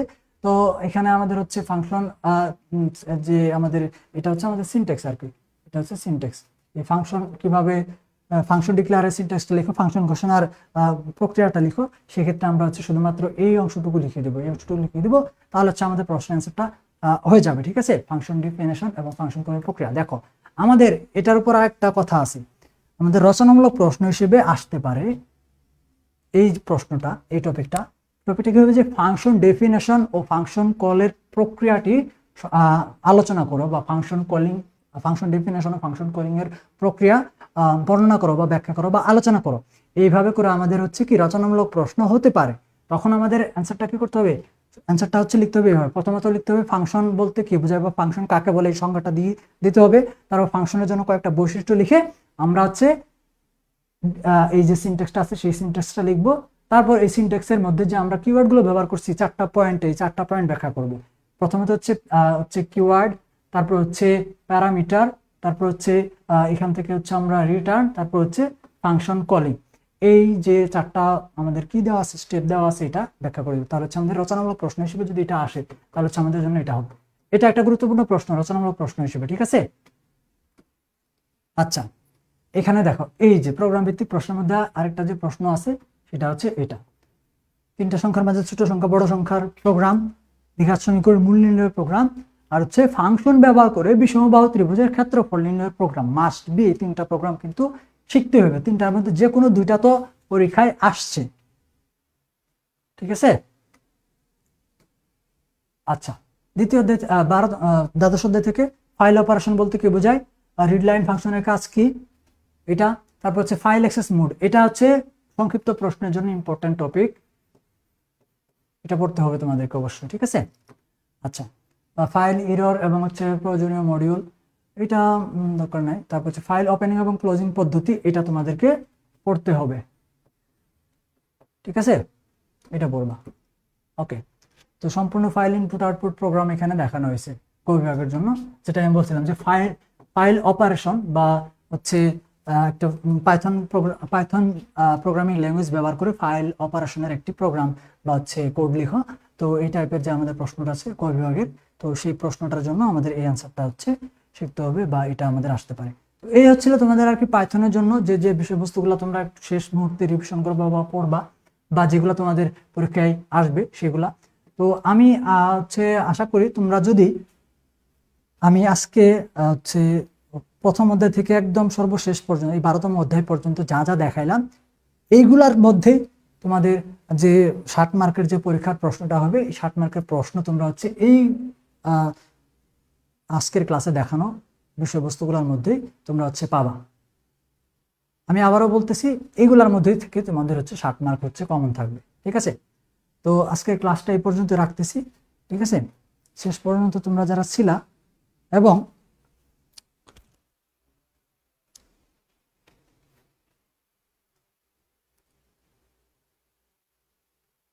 আচ্ছা এখানে আসলে দেখো প্রোগ্রাম ভিত্তিক যে কম্পিউটার ডিপার্টমেন্টের প্রোগ্রাম রিলেটেড যে সাবজেক্টগুলো আছে, এই সাবজেক্টগুলো আসলে লাইভে এসে শুধুমাত্র ওই যে প্রশ্ন উত্তরগুলো আসলে এইভাবে দেখানো ছাড়া সেরকমভাবে আসলে ক্লাসটা মানে যে একদম একটা যেমন যেমন ধর হচ্ছে ম্যাথ, অন্যান্য সাবজেক্ট যেগুলো আছে আর কি, সেই সাবজেক্টগুলো যেভাবে বুঝায় পড়ানো যায় সেভাবে কিন্তু আসলে এই সাবজেক্টগুলো বুঝায় পড়ানো যায় না। ঠিক আছে, তারপর আমি চেষ্টা করছি যতটুকু সম্ভব উত্তরের সংকেত কিভাবে উত্তর লিখতে হবে, কোন জিনিসগুলো তোমরা একটু গুরুত্ব দিবা, কোন জিনিসগুলো কিভাবে রাখতে হবে, সেগুলো যতটা সম্ভব আমি তোমাদেরকে বলে দেওয়ার চেষ্টা করছি। তোমরা এইভাবে এই জিনিসগুলোকে ফলো করে যদি শেষ করতে পারো শুরু থেকে শেষ পর্যন্ত, তাহলে হচ্ছে তোমরা পরীক্ষায় অবশ্যই 60 এর মধ্যে 60 কমন পাবা। এবং কমন পেলে হবে না, তুমি যদি নিজে জিনিসগুলো হচ্ছে সম্পূর্ণরূপে হচ্ছে আর কি কমপ্লিট করো, তাহলে হচ্ছে পরীক্ষায় 60 এর মধ্যে 60 তুমি অ্যান্সার করতে পারবা। ঠিক আছে, তো সবাই ভালো থাকো। পরবর্তী করে লাভ নাই, এই যে কয়েকদিনের পরীক্ষাগুলো আছে সেই পরীক্ষাগুলোর মধ্যে কিন্তু তোমাদের জন্য খুব বেশি একটা গ্যাপ নাই, তো একটু প্যারা হয়ে যাবে, কিছু করার নাই। আমাদের এই প্যারা প্রেশার এগুলো নিয়ে, এগুলো মাথায় রেখেই হচ্ছে আমাদের পরীক্ষা ভালো করতে হবে। ভালো থাকো সবাই, দেখা হবে আবার খুব শীঘ্রই। আল্লাহ হাফিজ।